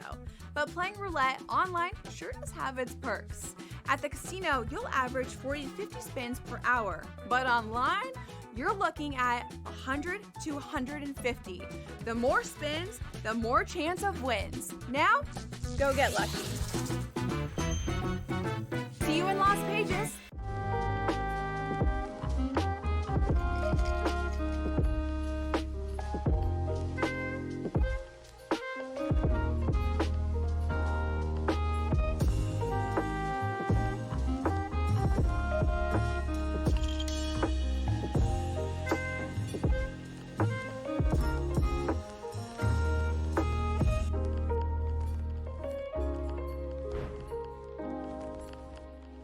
The game is on. The stakes are high. But the action isn't just on the field. Rearranging that rim. Get it inside! SportsGrid's in-game live. Your ultimate second screen experience. A little flyer, couple of thoughts. 15.5 point live line. Every prop, every play, every day. Anything can happen. It's complete chaos. It's smarter to be on SportsGrid. There is going to be an energy to game time decisions that you will feel night in and night out. We're going to go through every single thing, and I've got a great team behind me that's going to help me get the job done. I want this to be the place that people come to. We are going to hit every single one of those markets that you need to know about. There is not going to be a better place, I promise you, than Game Time Decisions. We will have everything at our disposal, and we will use that to our advantage. I'm Kevin Walsh. Tune into Game Time Decisions from 6 to 8 p.m. Eastern on SportsGrid.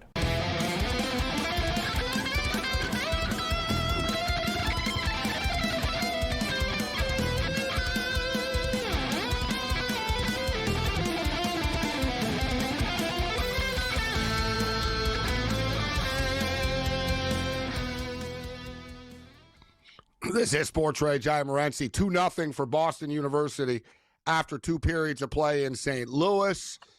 They were minus 170 favorites. The total was 6.5 in this Frozen Four tilt. Updated number right now after 2 periods of play. Boston U, minus 2,000 on the money line. Penn State, plus 950. Total 4.5. Quick NHL check right now. Nice to see the Vancouver Canucks are up by 2. A little bit of a cushion. Canucks up 3-1 right now. Oh, God. As I say that, something just happened. Oh, yeah. I'm on Vancouver. No more. Stick the AFL. Oh, no. Wait. I'm watching now.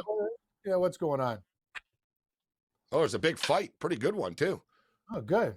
Okay. All right, so yeah, that's why it just got locked. There was just a fight. Okay. Buddy on the Canucks has a big gash on his forehead. They were really throwing there. So 3-1 Canucks with 10 minutes left in the hockey game. Preds in Utah tied at 3 with 9 minutes left, and the Kings are up on the Ducks 3-1 right now, midway through the second period of play.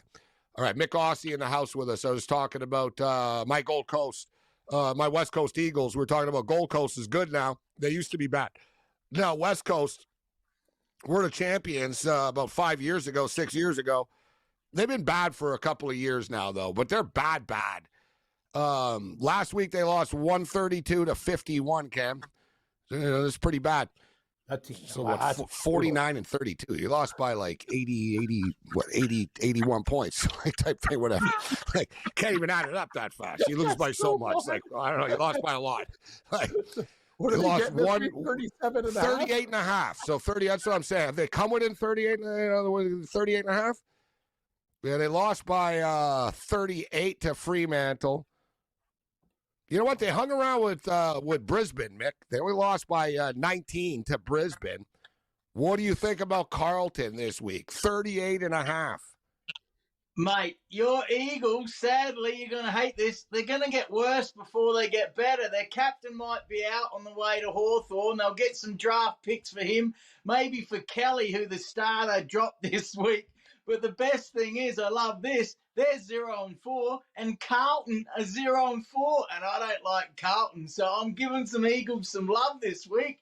I hope they beat them. They probably won't. Maybe take them on the plus, but there's no money in Carlton on the money line. They're 0-4. I love it. They're terrible, mate. And a lot of people love them. They're arrogant there in Victoria, that team. So I hope the Eagles win, but I can't see it, mate. I didn't realize you disdain for Carlton this much. You really like their pain. Yeah, the Carlton Blues, screw them. Minus West Coast are plus 500 on the money line. Yeah, but this might be the week they can hang around and lose by like 20 or something. Yeah, West Coast plus 38 and a half.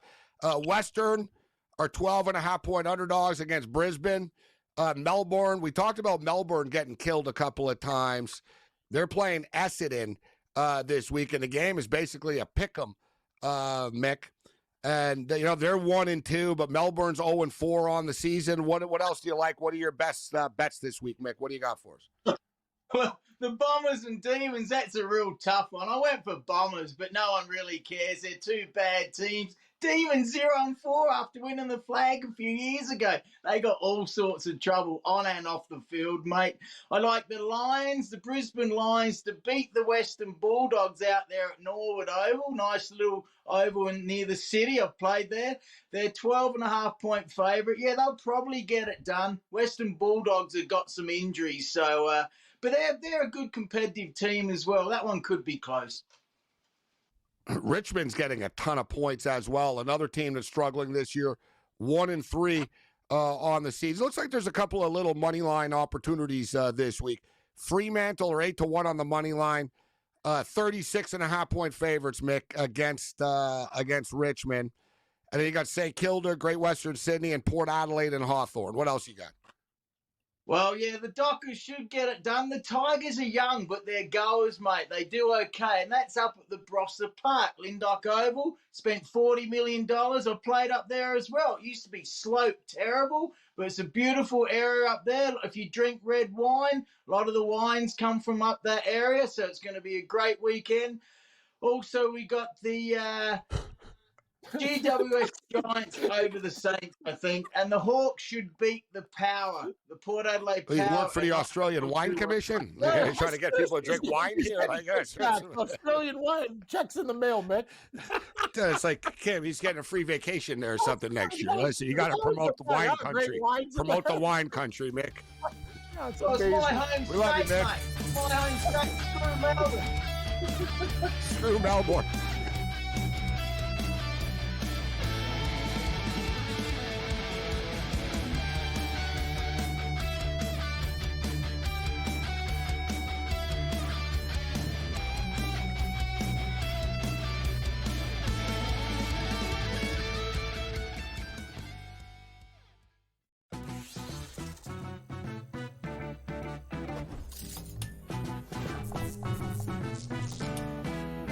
We all know nothing beats the energy of playing live roulette in a casino. But playing roulette online sure does have its perks. At the casino, you'll average 40 to 50 spins per hour. But online, you're looking at 100 to 150. The more spins, the more chance of wins. Now, go get lucky. See you in Las Vegas.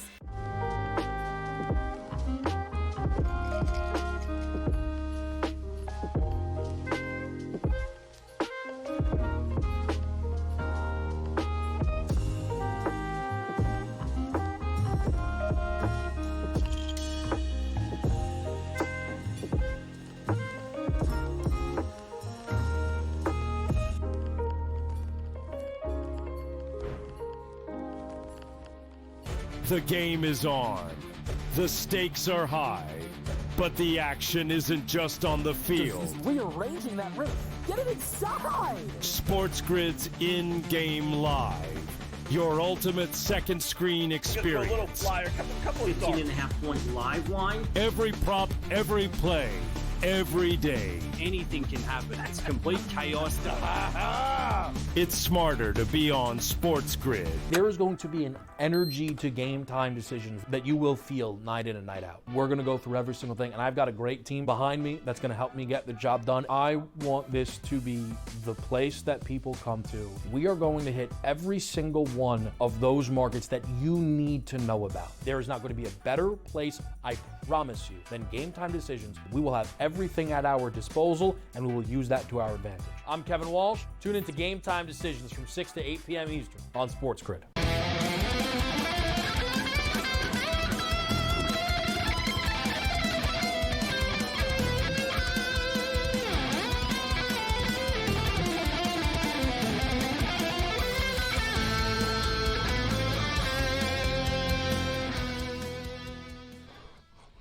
All right, Mick Aussie with us. He's got more best bets. He's got some overall best bets for us. All right, Mick, what do you got for us? AFL, lay it down for us for the people tuning in and want to tell you right now. All right, let's go for a money line multi parlay. The safest one only pays $1.51, but the Carlton Blues, the Fremantle Dockers, and the Gold Coast Suns. So that would be the safest money line multi. Then add the Brisbane Lions to that to make it a four-wayer. And then the GWS Giants to make it 5 teams. That's pretty safe. After that, there can be some upsets. On the money line, now these pay a bit. You can't take the teams at huge favourite. I think the Lions, the GWS Giants, and the Hawthorn Hawks on money line will pay out a bit as well. I'm going to play, let's see, I'll put something together here. I'm not going to pick on my West Coast Eagles just in case they pull off a miracle. So Gold Coast is going to beat North Melbourne. Collingwood Sydney's kind of a toss-up, though, right? That's not like, you know what I mean? You know, that game could go either way. Western and Brisbane. I'll throw in Fremantle here. I want to keep it pretty safe. So what'd you say about Western and Brisbane, Mick? Is Brisbane going to win this game? They're minus 200 on the money line. Yeah, they should do. They're a good team. They're the reigning premiers. Got a few injuries. Dogs have got injuries as well. So I think the Lions is fairly safe. That's plus 110. Gold Coast, Fremantle, and Brisbane. So plus 110 money line parlay. All right, Mick. CFL season is not that all far off right now. The next thing we know, June's around the corner. Looking forward to CFL football. And Mick, of course, will be at all the Edmonton Elk games, and we'll see. I think they should, they can't get much worse, right? They're going in the right direction right now. Look forward to the start of the CFL. We got UFL football and the NFL draft now officially 2 weeks away from tonight, Mick. Yes, looking forward to the Elks, and let's hope they get some decent crowds and start winning, because the last few years have been pretty average, but I've still been going. The new coach, well, he's got a bit to prove to me, because he was part of that arrogant mob down there in Calgary. But Ed Hervey picked him, so Ed Hervey knows what he's doing. And, of course, we love Trey Ford. So hopefully the Elks can get off to a great start, and I won't disrespect. I love you, Max. See, the arrogant Sean, mob it's down there in in mixed Calgary. blood. He can't help it. Those arrogant people up there in Calgary. Exactly. It's the Yeah, I guess best. listen, this guy, the coach, he's from Edmonton, but yeah, their new coach came in Edmonton. It's the special teams dude with the crazy long hair in Calgary for years. Oh, yeah. He's never been a head coach. I don't really understand this hire. Like, and he's one of these special teams coaches, just sort of runs up and down the sidelines. And yeah. He's one of these nut job special team coaches. Never been a head coach before. They made him the head coach of this football team now. Well, we'll see how it works out. Yeah, it's a bold move for sure. I'm not sure about that one either, but we'll see. He's from Edmonton. That's why. So, you know, they want it to go local. So we'll see how it plays out. All right, Mick, good stuff as always. We'll catch up with you next week, Mick. All right, thanks a lot. I enjoyed your golf talk with Pharrell today. That was funny. See you later, guys. Take it easy, Mick. Thanks, Mick. Yeah, me and Pharrell was talking about, Pharrell's been to the Masters. He was talking about upsetting them before, and he's been banned from going back. He actually got banned? Yeah, he was in the media. I don't know, he said he wasn't there. He didn't get banned as a fan. He said he was there as a media, and he ruffled feathers there, and he wasn't welcome back after. No more passes for him, but it all started, like I said, if I played, what do you think you could shoot at Augusta? What do you think your score would be if you played at Augusta? Every shot, 138. Yeah, 138. TJ Watt is, or JJ Watt. TJ Watt wants more money from Pittsburgh. JJ Watt's the retired one. JJ Watt's going to Augusta this weekend. I saw him tweeting that he's going to be playing there on Monday. And he said over under 152.5. He's a pretty good athlete. So I'm going to say that he actually is. He's going to go under. If I played there, you say 138 for you. If I played at Augusta, I said earlier that I think I might be able to do crack 150. I don't know, though. I mean, it might be in the 160 range. If we play it right and stuff with all the hills, you could literally take a 20 on a hole and put balls in water. Like I was watching pros double dunking. It's tough, man. It's so hard. Well, I'm being honest. I'm like, all right, for a par 5, it's going to take me 10 or 12 shots here. Are you a lefty? You know Are you a lefty? Yeah, I am lefty, so I'm going to help a little bit. That's the only, maybe we could shave off a couple strokes per night. And it really would help, too, if we had a smart caddy with us. Eh? Listen, aim there. You know what I mean? Because you don't really, that's the whole trick of that's the one thing even with the pros that's amazing to me. Can they drop the ball at one side of the green and it just curls over? To know it that well? And it's not because the average person, when I played golf, I used to be I'm aiming for the pin. You know what I mean? No, I'm aiming, hopefully I get close to the pin. These pros at this, they know the exact spot. Man, you got to hit it right there, and it's going to roll perfectly down here. That's why these guys that play there so many times, the older guys are so good. They just know, I just got to hit it in this little area here, and that's where you got to be. Like you said, don't get in trouble when you play there. But I would get in big trouble. I wouldn't be able to clear the water and stuff like that. I'd probably walk off after 6. I'm we're done. Let's go grab some beers. I'm being honest. And the thing about Augusta, too, is there's so many danger spots. It'd be better to play 9 holes, actually. Yeah. Give us 9 holes, because, it sounds 18 it would be too much. 18 would, it actually probably break me emotionally and mentally to say that's how bad I am. But the thing about it is, Gabe, the guys in contention, take a look at guys at the top. We talk about the seniors. Lag putting. I told you that. You have to keep the ball in a 4-foot area. That's why Rose did so good today. All of his putts, just little taps. Yeah, he knows where to put it. Happens, yes. And that's you. And other guys, why Rom I saw Rom today. Yeah, Rom he did a little chip shot from right off the green. It looked good at first. It was it nearly went in, but then you saw it ended up way on the other side after. Right? Rom sort of lost it. Rom got rattled, Cam. I don't know what it is. The Live Tour got to him. He was, remember, he was one of the guys who said, I'm already richer than I've ever imagined. Why would I go to the Live Tour? And then a month later or a year later, he goes to the Live Tour. He got a ton of money for it, but he hasn't played well since.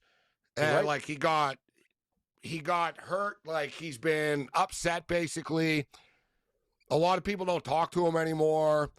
Like the golf feud between these two is actually real. Like the PGA guys and the LIV, like the PGA guys, like they're like, well, screw you guys. You guys made a bunch of money, but you're out of the club now, right? So don't expect us all to be like buddy with you when you show up for these majors. And Rahm got thrown off by that, and people sort of mocking him for the money and stuff. You know what I mean? Some guys don't care. Bryson embraces it. Brooks Koepka could give two craps what anybody thinks about him. He doesn't care. Right, but John Rahm's a nice guy, so I think it hurts him. He's like, oh, I'm hurt, and he can't deal with it. He's emotional. But I'm going to tell you this. The one guys, the PGA Tour guys who are European, they embrace the LIV guys. It's the American PGA Tour players that hate those guys. Because remember, they play on Ryder Cups and stuff together. Fleetwood and Rahm were hugging it out today. Hatton and other guys, too. It's like, hey, man, I miss you know what that is, too, Cam? Is a big thing is that Europe, like Saudi Arabia and the U.S. have that sort of, there was a lot of negative connotation. Europeans vacation in the Middle East. Yep. Like the Europeans, they don't have a bad view of Saudi Arabia like some people in America do. Right? Like they don't have the same geopolitics. Like people in Britain like go get wasted in Dubai and get arrested all the time. Like that's why there's no backlash towards the Europeans in the LIV Tour, because people in Europe are mad at them. They don't care. People in America do care. They do.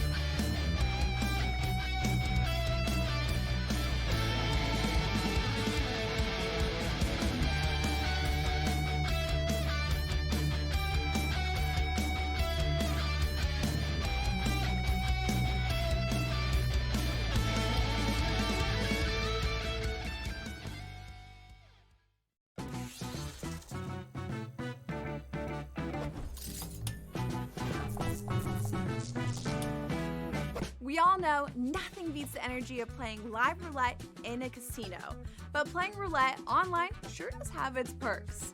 At the casino, you'll average 40 to 50 spins per hour, but online, you're looking at 100 to 150.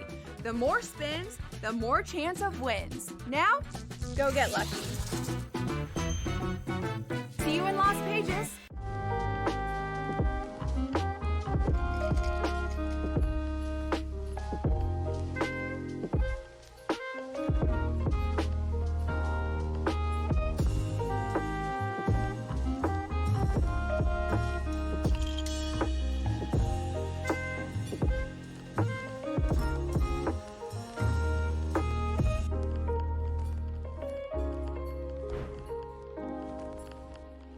The game is on. The stakes are high. But the action isn't just on the field. He's rearranging that ring. Get it inside! SportsGrid's in-game live. Your ultimate second screen experience. A little flyer, couple of 18.5 point live line. Every prop, every play, every day. Anything can happen. It's complete chaos. It's smarter to be on SportsGrid. There is going to be an energy to game time decisions that you will feel night in and night out. We're going to go through every single thing, and I've got a great team behind me that's going to help me get the job done. I want this to be the place that people come to. We are going to hit every single one of those markets that you need to know about. There is not going to be a better place, I promise you, than Game Time Decisions. We will have everything at our disposal, and we will use that to our advantage. I'm Kevin Walsh. Tune into Game Time Decisions from 6 to 8 p.m. Eastern on SportsGrid.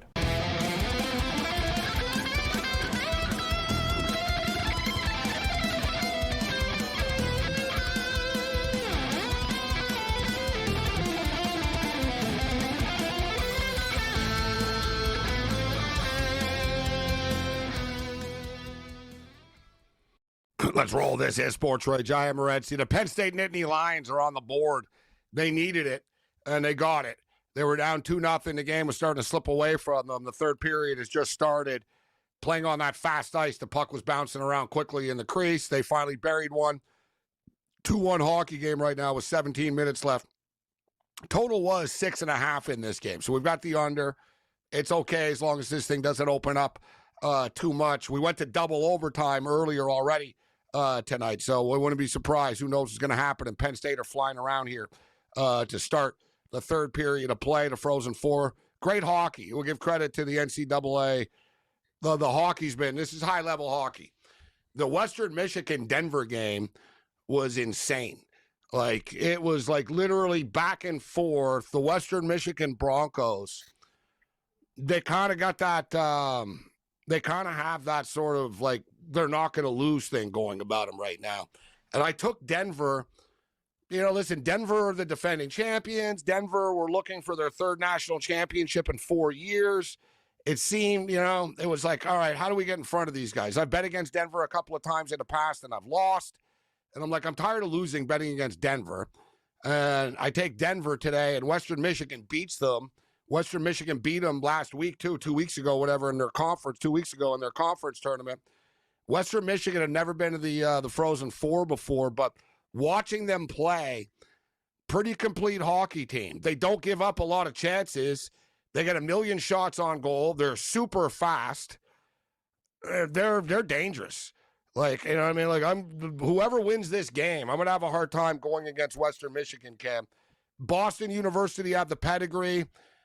Penn State, like, you know what I mean? Oh, they're the Big Ten team, and they have, you know, they score them. You know, I think they score the most goals in the country, Penn State. But Western Michigan, they just have a team, a destiny thing going on.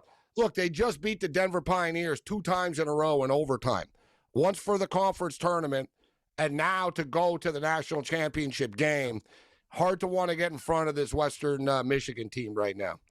That's a good call by you. Penn State, they're an interesting team, though. If you look at some of their games, Gabe, comebacks and overtime wins, too, and a lot of teams. But you just said the same thing about Western Michigan. I would say, though, with the pedigree of Boston, like, who do you think, like, talent-wise, Boston's a little bit better than Western Michigan, you would think. But you know hockey. You play as a team, you get galvanized, you get a hot tender, like maybe they are a team of destiny. But Boston University is a very, very good hockey team too. But yeah, it's been a good time. Boston University are underachievers. They've been to, this is their third Final Four in like 4 years. They've never been to the championship game. Same with like Boston College. Like they're stacked with NHL draft picks all the time, but there's no guarantee you're going to win. But whatever. I mean, you get into the Frozen Four here, guys. You're going to overtime. They're 1-goal games. It could go either way, but they've been on the wrong side of it. It seems like the upstart teams, and they were talking about it earlier tonight, like the Denver goalie made like 50 saves or whatever tonight, and he's undrafted. And they were talking about that. They're like, you know, Denver are the champions, and they don't have like NHL stars on their team that are going to the NHL. And same with Western Michigan, Cam. I don't even think Penn State have a bunch of blue chippers like the Boston teams do for the most part. I'm not sure. The goalie for Penn State, I don't know what team he's owned by, actually. I think he's already I think he's already been drafted. I think he got drafted by the Calgary Flames, or they were talking about him, maybe 6th or 7th round. But they were talking about Penn State having like tons of rookies on their team, like tons of rookies. And they're playing really, really well. Well, here it is. Arseny Sergeyev, Penn State University, Russian. Has he been drafted? Yeah. Calgary Flames. Yeah, there it is. I win. Ding, ding, ding, ding, ding. 2021. 2021, round 7. Yeah. So that's what I'm saying. So the kid got drafted. That's why the whole thing with the NCAA versus the CHL. This is really good hockey, this stuff. And it is like more polished than, you know, I was watching the CHL recently. It's a lot sloppier than this. But the difference is in the CHL, people are taking your head off. It's much more physical. And the whole thing is, too, they're younger, right? So in these kids right now, you got like 22 and 23-year-olds on the ice right now. Canadian Hockey League and the Quebec Major Junior League, you got like 17-year-olds and 18-year-olds. They're like, they're younger, but they go to the NHL quicker, too. Like this goalie's a good example. This goalie already got drafted, and the Calgary Flames don't like him. Otherwise, he'd be in the NHL by now. He got drafted 4 years ago. So the kid's playing in college right now and see what you can do and get better. The CHL is more, listen, kid, you're either going to be you're going to be in the NHL in 2 years, or, you know what I mean, you're going to be working in a strip club, right? It's like you're not going to college for 4 years. Like, okay. there's no real in between. You're to your point before we bring in Julio. Here's the deal: who's the best player, like in McKenna for the Medicine Hat Tigers? Kid's 17, Gabe. They said he would have been first pick when he was 16. That kid's an animal. You see that? Yeah, guy's he'll be in the numbers? NHL when he's 19, Yeah. as opposed to these kids like playing until they're 23 or something in college. Julio in the house. Julio, listen, Denver could have won today. That was a wild game, but Western Michigan beats them again in overtime, second time in 2 weeks. I think that conference is the best conference in hockey. The the NC, whatever conference they're in, I can't think of it off the top of my head, but that was a compelling game. You like to see a game in the finals go to overtime, double overtime, even more compelling. That was a lot of fun to watch. It's not the most compelling argument there, Julio, for the best conference. Great game. What conference?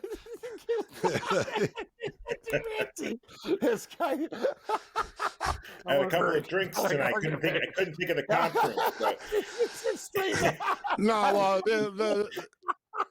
the thing is with the hockey conference is they are difficult. They are. Like they don't play in like all their regular things. It doesn't like translate over. Like UNLV, like they all play in these weird different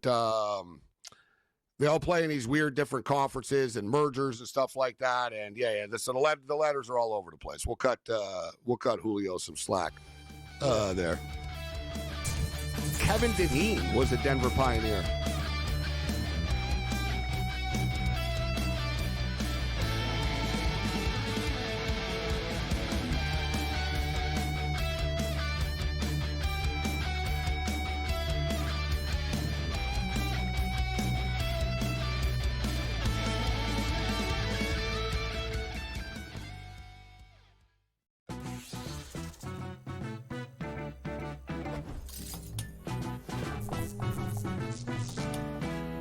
We all know nothing beats the energy of playing live roulette in a casino. But playing roulette online sure does have its perks. At the casino, you'll average 40 to 50 spins per hour. But online, you're looking at 100 to 150. The more spins, the more chance of wins. Now, go get lucky. See you in Las Vegas.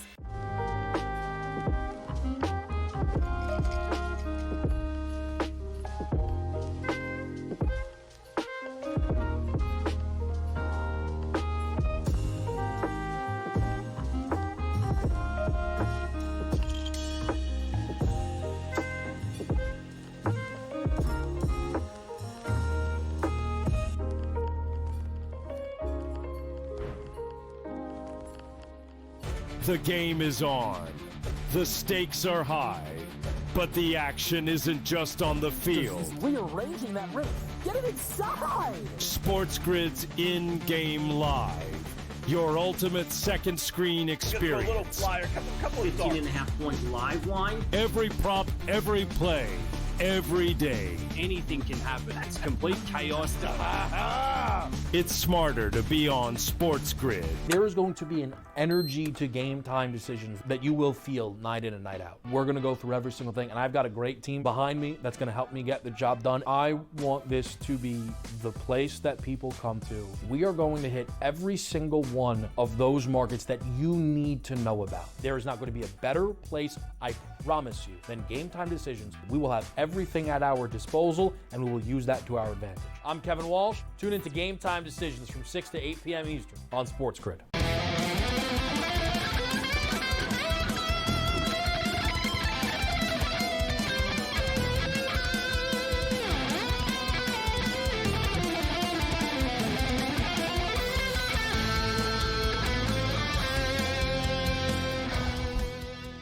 All right, we're into the home stretch right now. 2-1, 11 minutes left in this hockey game.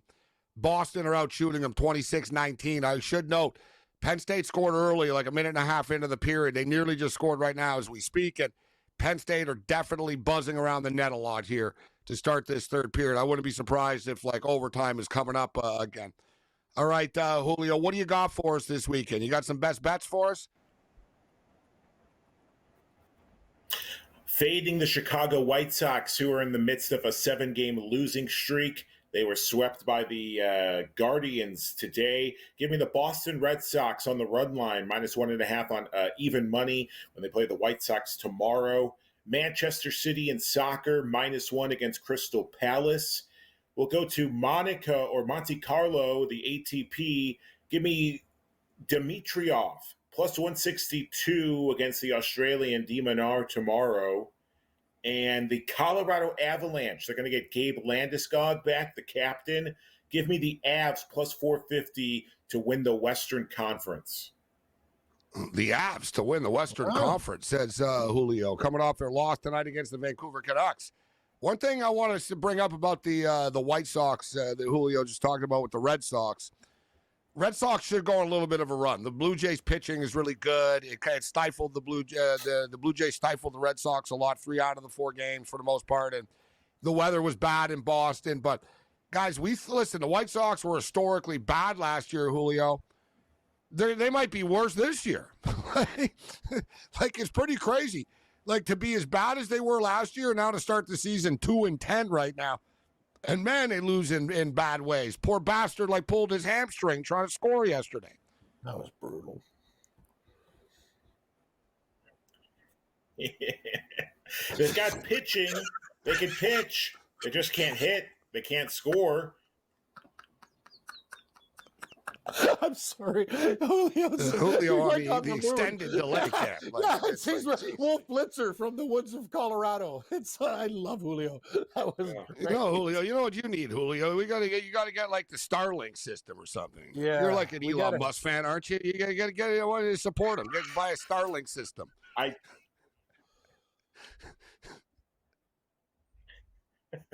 I wouldn't say I support him, but I do like Starlink, so I do need that to upgrade my CNN Wild Wilderness feed here. Imagine this guy, Gabe, I'm 5 seconds behind you on games. Julio's still in the first period when we're in the third. I don't know what's going on. It's delay, super delay. If Julio gets home invaded, Cam, man, he's going to call the cops. They're going to get the call 5 minutes after the crime happened. He's right. He's on the floor. He's living in slow motion. He's living behind the rest of the world. What homicide? Yeah, exactly. If he gets home invaded. Oh man, that's great. All right, Julio. We love you. We love you, Julio. Before we get you out of here, Julio, we're down to the Final Four. I was watching a game last night, but it didn't end one when we were. All right, yeah, let him go. Let him go, Tommy. It's too confusing with the delay. It's throwing me off too much. But as I was going to say, last night the Whitecaps, it was 1-1 all night. We were watching the game live on the show, and then freaking Pumas scored in the 88th minute. And then they pulled their typical Mexican team type stuff because after they were up 2-1, they started faking injuries and trying to kill the time and I was like, man, what a heartbreaker for the Whitecaps. And then somehow the Whitecaps actually scored the 90th minute after, 92nd whatever minute to advance. Now they get Inter Miami 2 Thursdays from now. Actually, it's the same night of the NHL, the NFL draft. I'm just realizing right now. And I was thinking, Cam, I'm like, you know what? I don't really do vacations. I'm not like George Kurtz. I don't take 5 vacations a year. What, so, you don't drive 5 people in a truck to the Cracker Barrel for 27 hours? Kurtz, Kurtz really is one of the hardest workers. I like when I told him. He is. So I remember when he used to be a hard worker, Kurtz. Now you take vacations. I don't believe it was a year ago, but that's what he's selling us. You know what it is, though, Tommy's vouching for him. His vacations aren't vacations, though. That's stress, man. Driving all those people for that long. Just take a plane, it doesn't sound like bro. a vacation to me, driving for 18 hours to Florida with 5 people in a car. And his highlights going to a Cracker Barrel. It's bro, how much is it to fly? $79? Come on, Joe. Just fly, get on a damn plane. He always does the drive. Yeah, Kurtz must like driving. I was going to say, I was like, man, I'm going to have to go to the soccer game, but it's the same night as the NFL draft, actually. We'll have NFL draft coverage. I won't have to take a night off. Other than that, you're on your own later. Take Birmingham tomorrow.